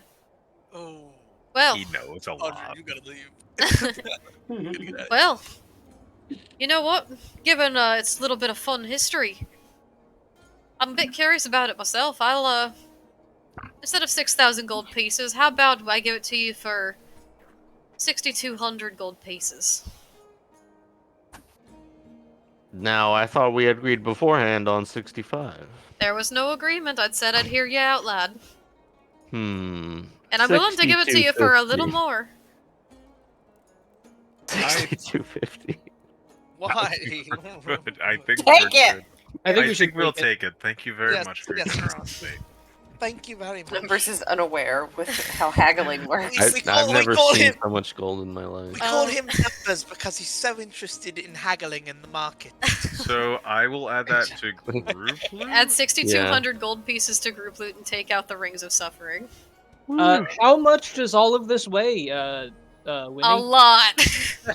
It is Is it quite even- the Maybe heavy we little should divvy satchel. it up and give 1,000 per I think we have a bag of person. holding and it doesn't. I We have a mean, It's true, yeah, you do we have a could. bag of holding. Audrin's got it. Oh Do yeah. I feel like we want should to divvy up that much distribute- money. Yeah, that. We might should wanna- distribute it, like, not in the middle of the street, though. Well, yeah, that number one. But Well, in I want to inquire to the Shadow Cloak if that's okay. And I Okay, wanted to wait. inquire about the, that collar thing that I saw. So a Okay. gold That's fancy. coin is about 8 grams. Times No! 6,200 is about 50,000 grams. How many Oh, grams 50 kilograms. in a pound? typing, I can hear you typing. This is awesome. Divided by 453. That's about 109 pounds of gold. You She are just handed us. encumbered. In a sack. Put it as a bag of holding. Yes. Yes. Honestly, I think that's where it's gonna stay because we're not gonna be able to like divvy that up without encumbering ourselves. So, Alvara, as you look over this cloak, you notice it is a all black cloak with a thick hood on it, and as the cloak extends down to the bottom, you notice that it's like got ridges that shape along the bottom. It's almost reminiscent of that of like a pair of like webbed wings. And she explains to you that this cloak is known as something called Cloak of the Bat. And she more or less explains that while wearing this cloak and attuned to it, you have advantage on stealth checks. And in an area of dim light or darkness, you can grip the edges of the cloak with both hands and use it to fly at a speed of 40 feet. Whoa. Whoa. Alright, I'm not personally interested in this one, but I will bring it to Audrin's attention and say, the magics are telling me that you would like that one. And I'm going to point it out to him. The magics. I was actually thinking numbers could do with it. Well, there's one more thing about this cloak. Oh. While you're wearing the cloak in an area of dim light or darkness, you can use your action to cast polymorph on yourself, transforming into a bat. Oh my god. Oh, that's my sick. god. How I'll, much? Though? How much? That's not cheap. I'll That's not relay. really cheap. I'll relay like in a very simplified manner what I learned about it to Audrin as I pointed out to him. Well, if it isn't a matter of fact, I could sell that to you right now for 6,000 gold pieces. The fuck? She just keeps all this shit in her wooden cart. A profit of Yeah, 200 guards. gold is pretty nice. Or we could Audrin, see what get the a other sleight of hand items some of are. the shit on and her then- cart, please. I think, yeah, we should at least hear out the other items before we make a decision like that. Because that is expensive. I should just steal. I should rob this woman blind. Does she have guards, DM? Like She does not have like, guards, the but she horse. is herself strapped. And you do notice could- that we like a could magic kill her. ping coming off of a couple items on her own person. The town guard don't even like her that much anyway. I mean, we could... No, I'm joking. Mina, that collar you were looking at, she explains to you as she comes and goes to assist you that this is known as the shepherd's collar. Ooh. And its bearer gives a +1 to animal handling checks. And how much? I'd give that to you for about 200 gold pieces. Would you be able to do a trade? What you got in mind, little one? Well, I have this that I picked up. I'm kind of hesitant to give it up, but I think the collar will be more useful. And I take out the Feywild shard. I thought you gave that to... You gave that Valana. to Did I? Valana, and she gave never you mind. the pouch. Yeah, the bag The of whatever the fuck. It's a Uh, magic item. It is a magic item, that bag. but I want to keep the pouch. It's the bag I- of tricks, I- isn't it? Bag Yeah. of tricks. And How Audra about got I a deck of offer cards, and there was the- other shit. Candle of the Deep. Uh-oh. So you take out this black candle? Well, I don't take it out. It's been floating on the end of my staff. Oh, that's as I'm right. just, like walking around. She looks How at much it, and she would kind of that examines be it for a minute. And she goes, that's a fun little artifact you've managed to find. Come across this one in another fun story. Why, indeed. matter of fact, and we did. Say no more. You know what? I'd be willing to trade you straight even. Yeah. I take the candle, you take the collar. Sound fair? It sounds fair. I'm a little... Fuck. You little fuck? Yeah, we all know that. I think Avara's gonna try to interject here and just say, hold on a minute, I thought we all sort of owned that black candle. After No. all, I was the one who spotted it initially. No one claimed it, so I took it.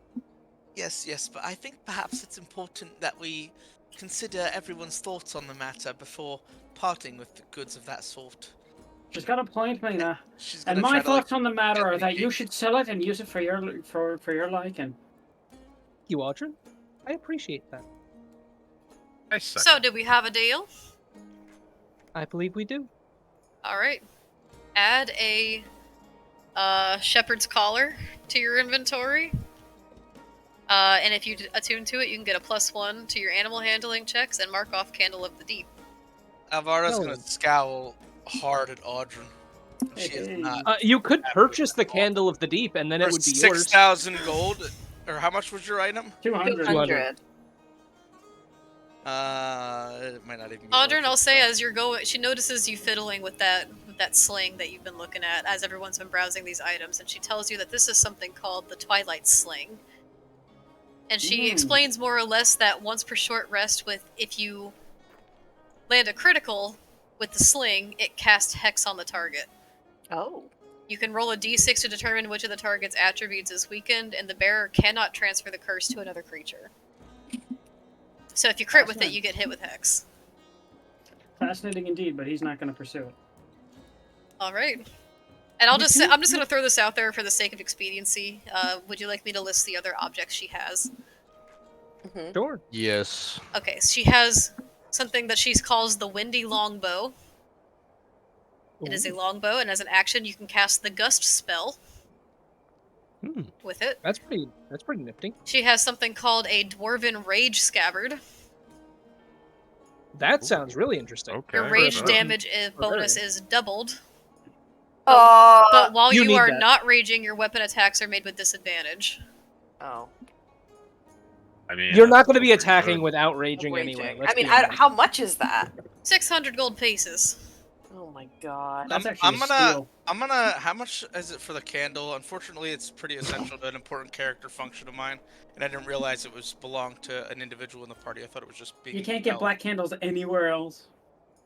But Yeah, there's not one right like here. this. This is like perfect for. This is just a as candle I that need to never do. goes out. You could purchase like a 5-pack of black candles for like 10 silver.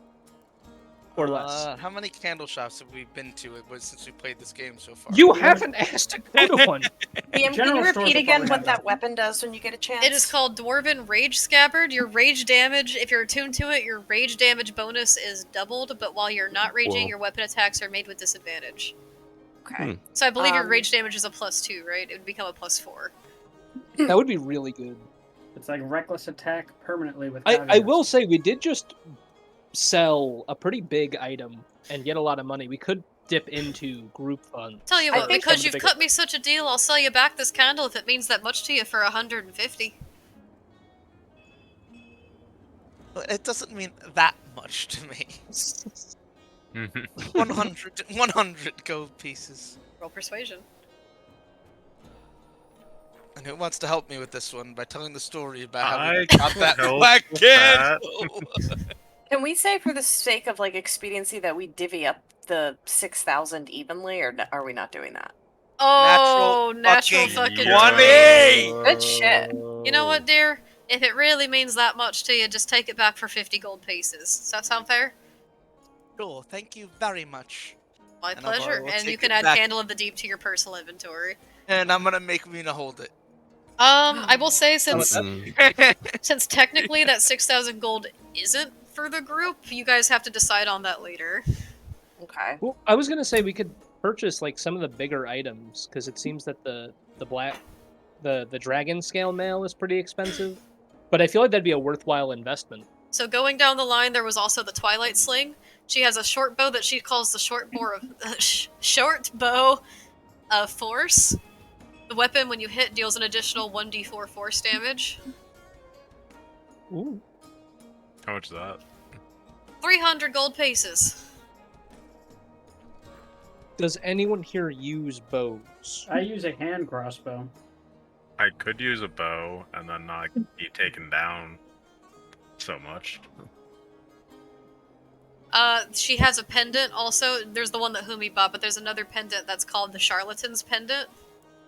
Ooh. The Oh. bearer gains a +1 bonus to deception checks. Oh. Ooh. How much is Ooh, that? how much is that? Yeah. 300 gold pieces.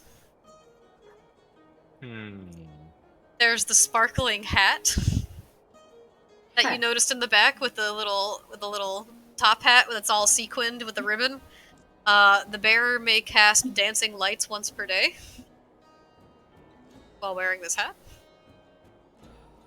I There's- actually like that a lot. There's the dragon scale mail. She also has a set of another set of armor that's hanging next to the black dragon scale mail.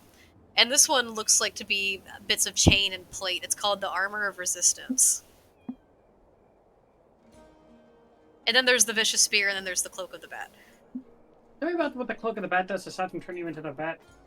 While wearing this cloak, you have You advantage fly. on stealth checks. In an area of dim light or darkness, you can grip the edges of the cloak with both hands and use it to fly at a speed of 40 feet. If you ever fail to grip the cloak's edges while flying in this way, or you are no longer in dim light or darkness, you lose the flying speed. And while wearing the cloak in an area of dim light or darkness, you can use your action to cast Polymorph on yourself, transforming into a bat. While you are in the form of a bat, you retain your intelligence, wisdom, and charisma scores. That's very compelling. Cool. But is it worth like the entire group loot? Yeah, that is every Yeah. event we have right now. Probably not worth $6,000 how much or is this gold armor? or shekels. But, Which armor? still. Two maybe. But... The plate. The Armor of Resistance and the Dragon Scale Mail are both 4,000. Do you guys want to just like do numbers solid, get the armor? and No, then, like, I get don't need it. I everything? wouldn't use it so much. So good. I'm even debating if I want that dwarven thing because I just got the spear. Yeah, but this is a scabbard.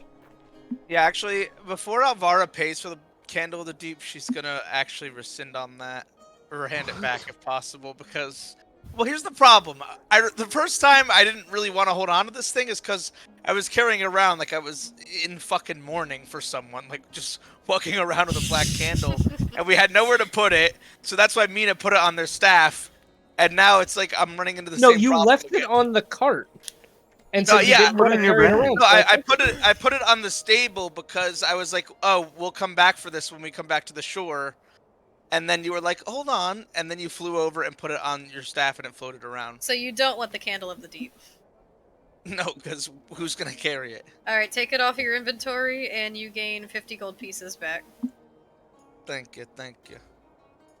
Sorry. That piece of jewelry, that other amulet that gives +1 to deception. Mhm.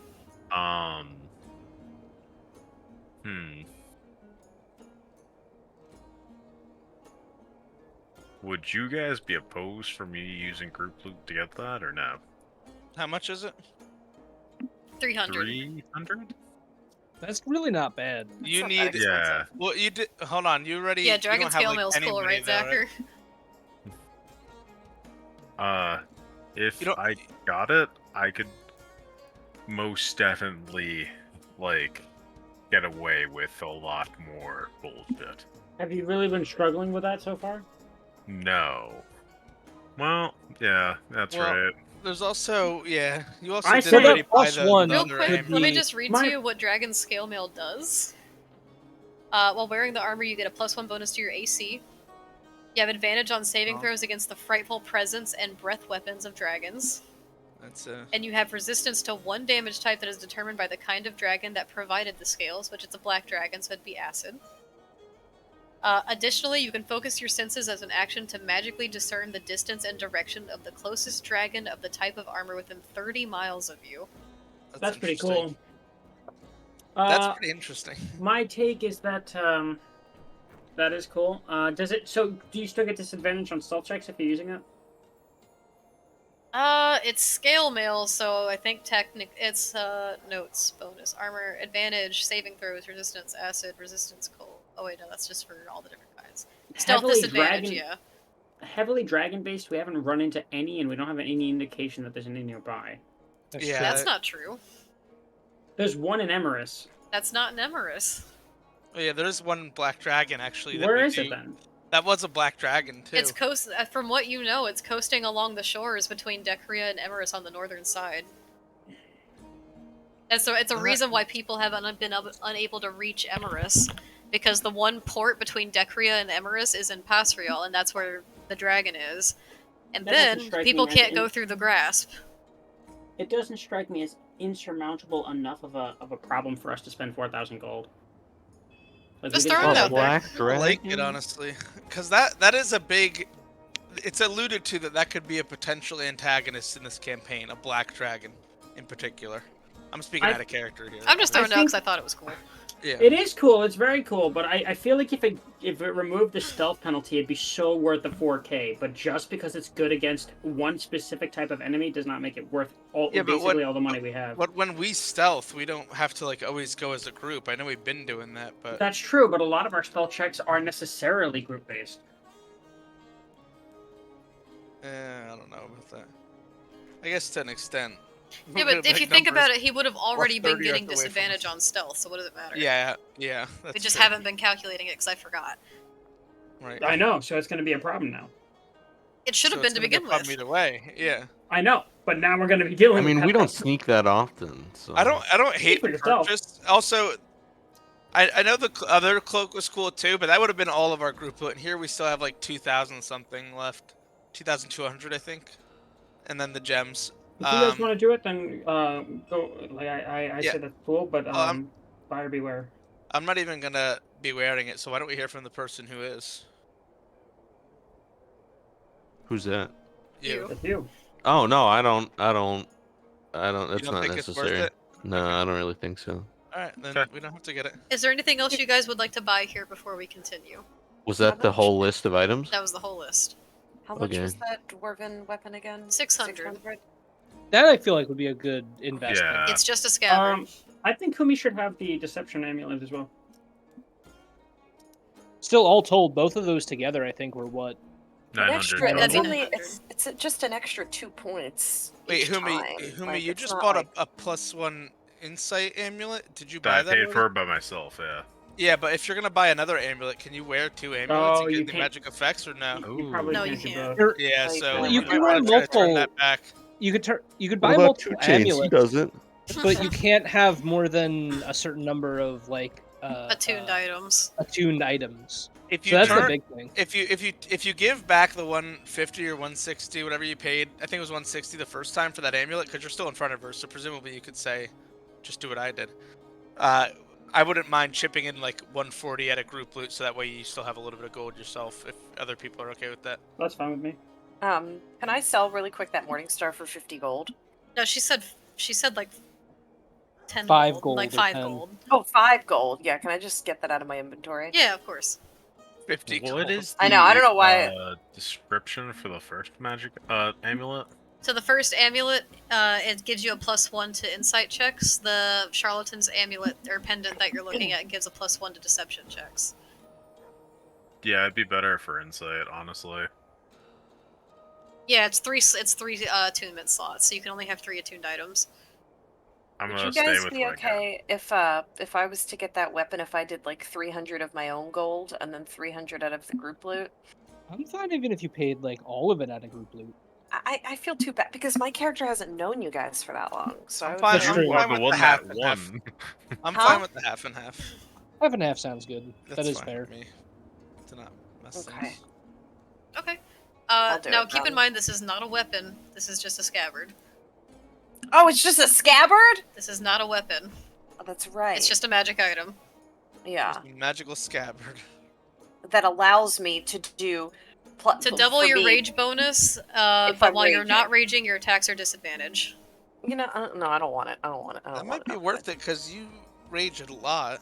Well, you I did do, for the but fight. The other for the fight. fight because it was a, I guess yeah, it was a Reckless hard one. But attacking it's a an lot, too. additional. It's a difference between +2 and +4. I mean, I guess it adds up, but And don't forget that your rage bonus goes up as we level up.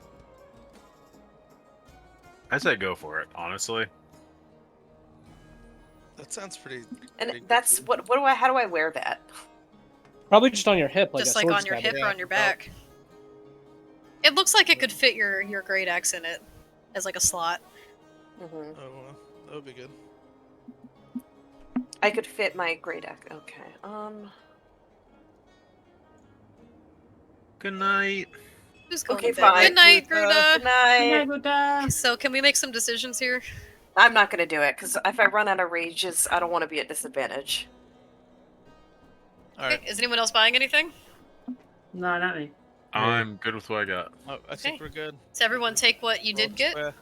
and as you begin to say your goodbyes to Celia and make your way back towards the original task of Thorn Manor, she gives you all a big hearty wave and she goes, "Now don't be a stranger. Imagine I'll be here for a minute." Cool. Alright. See you Did soon. wait? Did Humi? Did you end up sticking with the amulet that was the insight bonus, or did you get the other one? with The half insight and half? bonus, yeah. Oh, so you're not okay. Yeah. And what is that amulet called? It's called the Amulet of Acumen. ACCUMEN? ACUMEN. Gotcha. So should we all hop over to Thorn Manor? Let's Yes. just Sure. Oh, it's still got the fucking music from when we ended here last time. Hold on.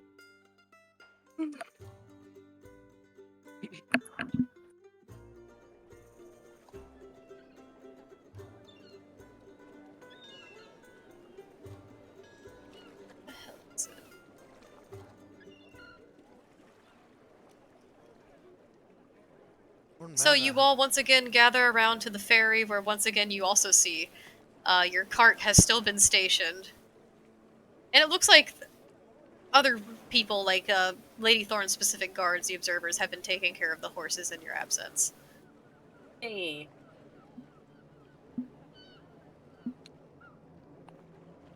Well, that was polite at least. I'm gonna be switching back to Valana before we are at the manor. Okay.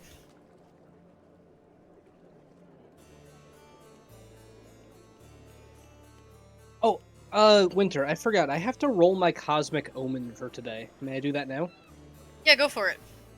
I think everyone's just gonna walk up then if. Right? Are you all making your way in? Yep. Yeah. Right away. Nice. Okay. So, once again, you guys go through the same rigmarole of essentially signing yourselves in, having your weapons taken and put aside as you make your way up. Past the stairs, up into the same familiar, dimly lit, red carpeted area. That is, you know to be Lady Thorne's just living quarters. In the manor. Escorted by a couple guards. I lost this fucking mini. Where did it go? I don't know what it is I'm looking for here. Give me 1 second.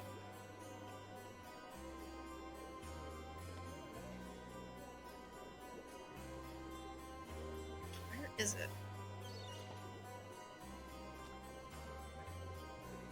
Right, I think I just used this. Whatever. It's not accurate, but it is what it is. So, you all begin to make your way in, and as you are escorted up the stairs once again by the guard of the First Light observers, you're once again greeted with a familiar green-cloaked figure as she is standing, currently in mid-conversation with someone standing here at this main desk that she's seen to be doing most of her work at throughout the day. And as you begin to approach behind, and both the figures turn around to greet you, Audrin, Yep. you lock eyes with Adeline, Oh, standing next to Lady Thorne. Auntie. Oh no. how about that? Oh boy. Good to see you again, lass. It's been a minute. What the fuck? You can't be serious. This is who I've been tasked to aid? And she looks over to, Lady Thorne, and Lady Thorne goes, well, welcome back, all of you.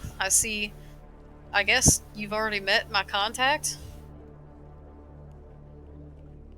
And she looks to you, Audrin, with her deep red eyes as she just kind of looks to you. Yes, we've been acquainted. You mind explaining what you mean by contact? Well, known to employ a good handful of sorts, at least those that can obtain information, and this one went and found the information y'all were seeking. On my behest. A fine worker this one is, in fact. And Adeline just kind of looks to you, and she's not shifting her gaze to anyone else in the party. She's just looking to you, Audrin, and she goes, give me one good reason why I shouldn't just take this, what I found, and just leave with it.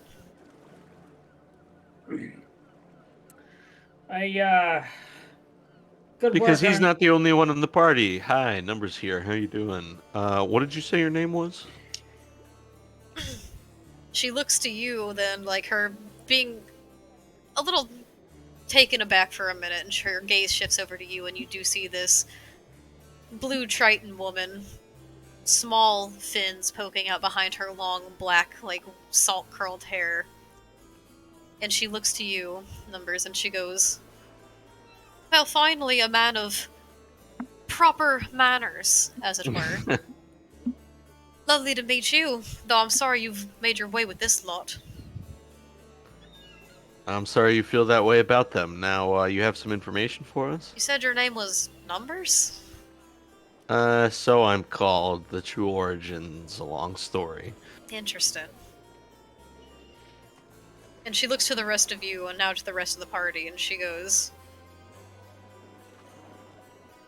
well, I don't know much about this here, but I'm just gonna leave this here. And you see her take a bound book as she just kind of sets it on the table behind both her and Lady Thorne, and she gives Lady Thorne a nod, and she goes, pleasure as always, Miss Thorne. Thank you again for your employment. And she gives you all a swift nod before just deadlocking you in the eyes again, Audrin, before just attempting to quietly leave. Yeah, I'm just gonna give her a bit of a smirk and a wink. You see her frustrated for a minute, just kind of a tensing of her mouth and a furrowing of her brow as she just bites her lip and makes her way downstairs, or bites her tongue rather. But as she walks by, Audrin, with your passive perception as she walks by you, you do happen to notice as she's going down the stairs, she takes a quick second glance over to numbers before leaving. You said there's a book? She left a book on the table. Does it look like a book I've seen before? Perhaps that book is volume 1 of a series in which I've seen volume 2. Roll a perception check Can from this you- distance. And as you do, Lady Thorn just kind of beckons you all over, and she goes, "Well, I'm not sure what all you've been up to since we last spoke, but come have a look at this. I've gone and thumbed through it myself a little, but you might have a little more luck of this than I do." And she steps aside to show you all the books sitting on the table. And that book is cold. Hold on, I'm finding a book really Something- quick. It's called Volume 2 of the book that Numbers read. Actually, no, Numbers we found was volume volume 2. two. Chronicles It's called of Volume 1 of the Ashanas book that Numbers and read. Antiquities too. There's a book. There's a book. That's a book right there. That looks like a book. Numbers, did you roll perception? Yeah, 17. So as you approach and you look at it, you do notice that it does seem to be of a familiar make to one you've seen before. And this one doesn't really have a title written on the cover, however, it is still of almost identical construction in that it is made of this worn leather cover that is hand-stitched, and what pieces of paper you can see poking out of it seem to be made of these, like, natural elements. Hmm. And as you open it, as everyone walks forward and begins to kind of look at it, scribbled inside the cover on the first page, in handwriting, says, "Presence of the Gods and Their Influences, Chronicle Volume 4. Signed at the bottom, again, Palaya Soloro, with 2 little E's with periods, like E.E. after." Mm-hmm. Was this the book that was in like the footnote of the other book? No, this was the one that predates it. And it is the presence of. Say again? Presence of the Gods and Their Influences. But this was referenced in that other book, was it not? The footnote that it said in the other book, all it said was "See notes on Servant of Merkle and Gift of Shantea," Hmm. Yeah. which you discern to be 2 deities. May I open this, Lady Thorn? You certainly may. Feel free to give it a browse and let me know what you think. What are the chapter titles, DM?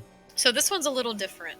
There are chapters in a sense, but this one is of a different make, whereas the first one was written... It's still written from, like, a first-person, like, historian or scholar's perspective. And it still has, like, you know, a bit of a personal air to it. It was written in the most matter-of-fact, like, neutral, purely the facts possible when they handwrote it, with just barely footnotes of speculation or pontification. Mm-hmm. But as you look through this one, this book almost seems incomplete. There are some pages that are just entirely blank as you go thumbing through some of the chapters. All of the paragraphs that are written out aren't written in any sort of finished format. They all just seem to be bits of notes, essentially. Almost as if like this was a first draft as you're looking through it. But there are some contents, and from what you can tell the way it's separated, there's sections on nature, a section on balances and orders, a section on arcane influences, and a section of Pantheon presences and appearances. And where was this found, Lady Thorn? Where did that lady get this from? From what I understand, my point of contact managed to track this book all the way down from Pasrial. It was in some small collector's possession. Can I we get see. the title of the book one more time? I'm sorry. Presence of the Gods and Their Influences, Chronicle Volume 4. I'm going to put that in the Discord. Thank you. Can I look at the section about Pantheon presences and appearances and see if there's anything about Shantae and Merkel? Roll an investigation check. I'd love to. There's so many Pokemon. What have y'all done? Is No. this a passive investigation, DM? This time I would say not. Oh. I thought you were gonna say. Oh. Yeah.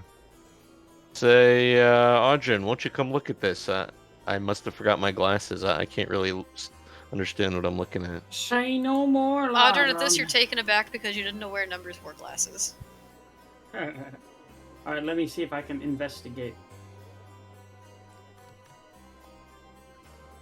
So with the 3 numbers, as you're going through it, because of the almost disorderly way this book is written, it's a little hard to find the information that you're trying to look for. It's a little messy, it's a little scattered, it's a little too unorganized to discern. Audrin, you come and you peek over his shoulder and begin to help him flip through and maybe redirect to some more potentially helpful sections, and you do end up in the presences and appearances section. And as you do, again, this is all written in a very messy format. There's no full, complete, like, well thought out, constructed thoughts like there was in the first chronicle. But as you're flipping through, you find one little section that's just a couple sentences towards the end of one of these just jumbled paragraphs that says, I don't have much to base this on.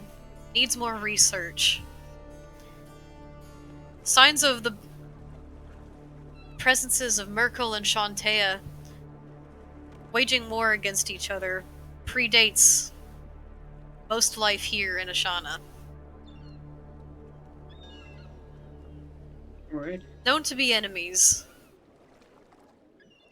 And it's just like broken thoughts at this point as it's going across.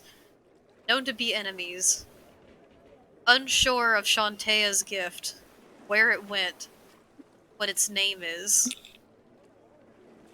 Merkel's servant has been dormant for many years. Only heard the name once. Irithic. Oh boy. Thick. Hmm. Do we see any other mention of Earthic? That's the only mention. And as you Yeah, guys begin to read over this, Lady Thor just kind of stands there and she goes, well, does this have any information that might be of use? We've seen the name Erithic before. This is worth consulting about. I think we have a great new lead on this. I think we need to consult with experts of Shantae specifically, because now we know about Merkel and Merkel's servant being the bad guys here. We want to be on the side of Shantae to remedy whatever is going on here. So I think we should seek some experts in that. Do you know any, Lady Thorn? Well, this is just my personal speculation, but if it's what you're interested in looking after, and this seems to be a point of interest for you, why don't you just ask the author? Do you know where he is? Or lives? Mind if I see it for a minute? I'll hand it over. So she takes it, and she begins to study it for a minute, and you notice her long nails just gently flipping through a couple pages as she takes note of the contents. And she flips back towards the front, her eyes intense as she begins to scan along, and she finds the name of the author and thinks for a moment. She goes, I don't recognize the name personally, Pelias Aloro, but if I were a guessing woman, I think this little symbology over here, EE, it seems to denote an organization.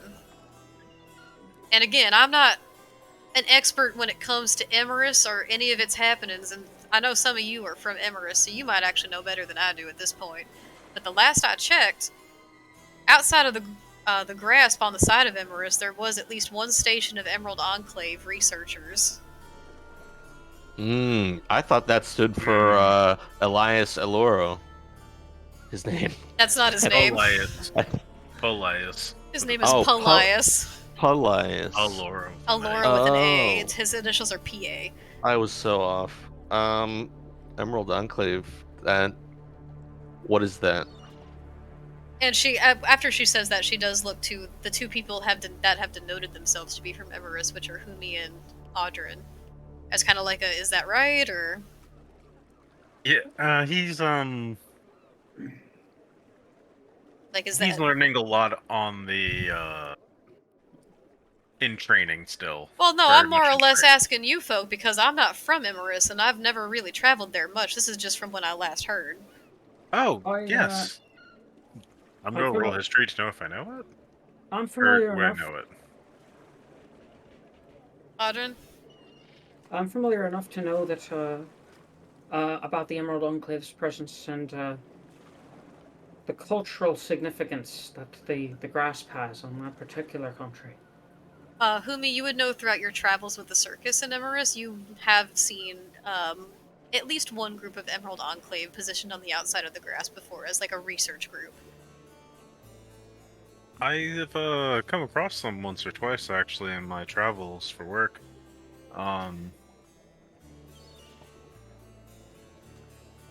I know of them. They're not really the type to go to the circus all that much, but they seem like good folk. She kind of smiles at that a little and she goes, well, you're dealing with a bunch of tree huggers, as it were.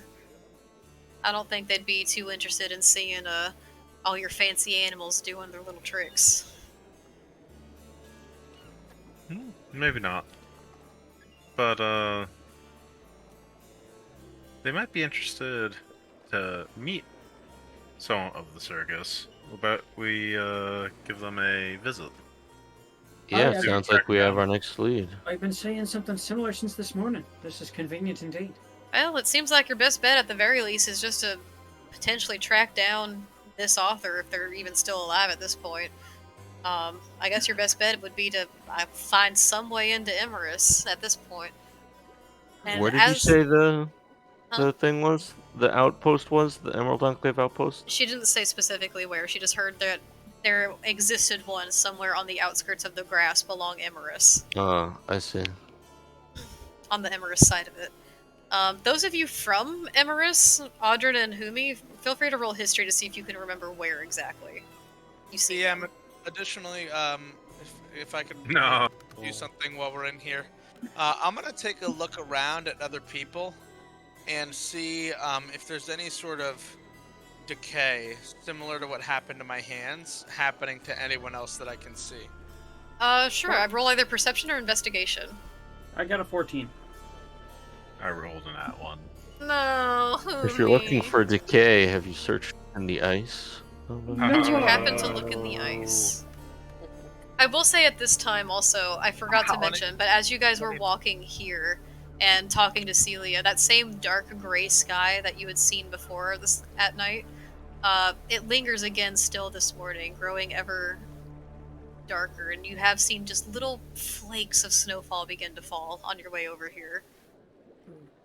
Umi, given how much you've traveled around Emerus, it's really hard to track down where certain settlements were, especially one that's really kind of nondescript. It's hard to recall. Audrin with a 14. You're not entirely familiar. You've never gone and spoken to these people yourself. You've just kind of heard about it. You feel, though, when you last heard the stories about the various druids and rangers of the Emerald Enclave and their research of the grasp and the ongoing study of it, you feel like it might have been in some kind of outpost right outside of Garland. Okay. Yeah, I'm familiar with the place. Somewhere around there. At least that's what you think you can recall. Alvara, with a 23, Yes. That's perception? Yep. So as you're looking around, just trying to take notice of everyone and keeping in mind what had happened to you the night before, you go and you begin to study the other people around you. And Humi's hard to get a read on given that they're constantly changing themselves. Right.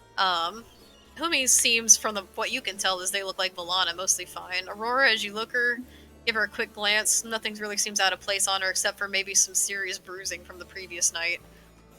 Having taken quite the beating. Audrin, from this angle, as you're looking him over, he just kind of seems like himself. Maybe if a little focused elsewhere. Numbers. As you go to look to Numbers, it's hard to tell because Numbers is so heavily like clothed and armored, especially with their turtleneck.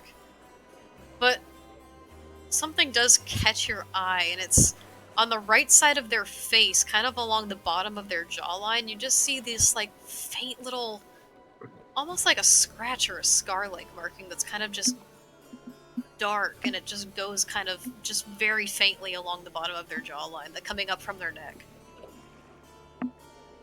How big of like a splotch is it? It's very small. It's not easy to see. It just kind of looks like maybe he got popped in the jaw. And who knows, maybe it could have been from the fight with Tyros, but it's an odd coincidence nonetheless to see this darkened patch of potentially bruised or maybe decaying skin.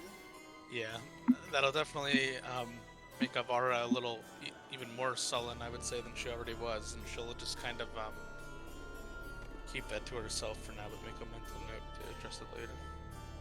As this is happening, and you all are beginning to discuss and talk about potential plans of action from here, having a newfound bit of direction and a little bit more information, all of you feel a rumble beneath your feet. Oh boy. The ground begins to shift. For Numbers, Audrin and Mina, it's not dissimilar to that of the shake that you felt in this previous night. However, this time it's stronger. Almost like a pulse that just took place in the earth, shifting the rock beneath. You feel the building that you're standing in shake a little bit. As everyone just kind of looks about to you. And as Lady Thorn looks to you.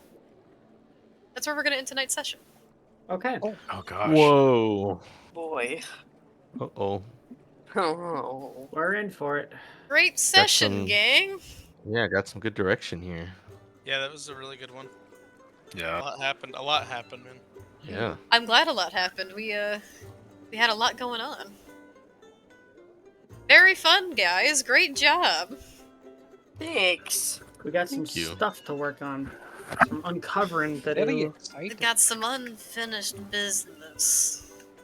Like, So, Something to attend to. should we talk about maybe some player inspiration? Let's. yeah, Yes, indeed. it's gonna be a hard one. Oh. Audrin, let him at it. I gotta give it to, let me think here. It's tricky, actually. It's been tricky for a little bit, but I think this one's gotta go to... go to a couple people, but I think I'm gonna give it to Alvara for nuanced roleplay of a complicated situation. Thank you. Alrighty. Alvara.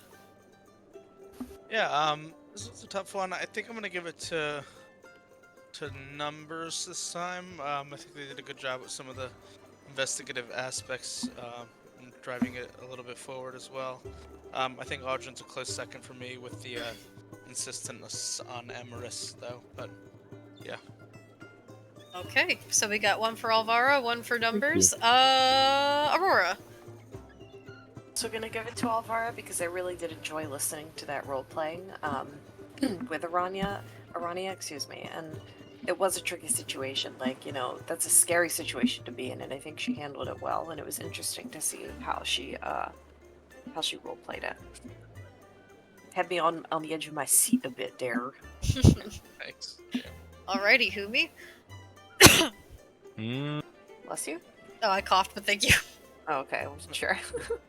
This is a hard I one, think this but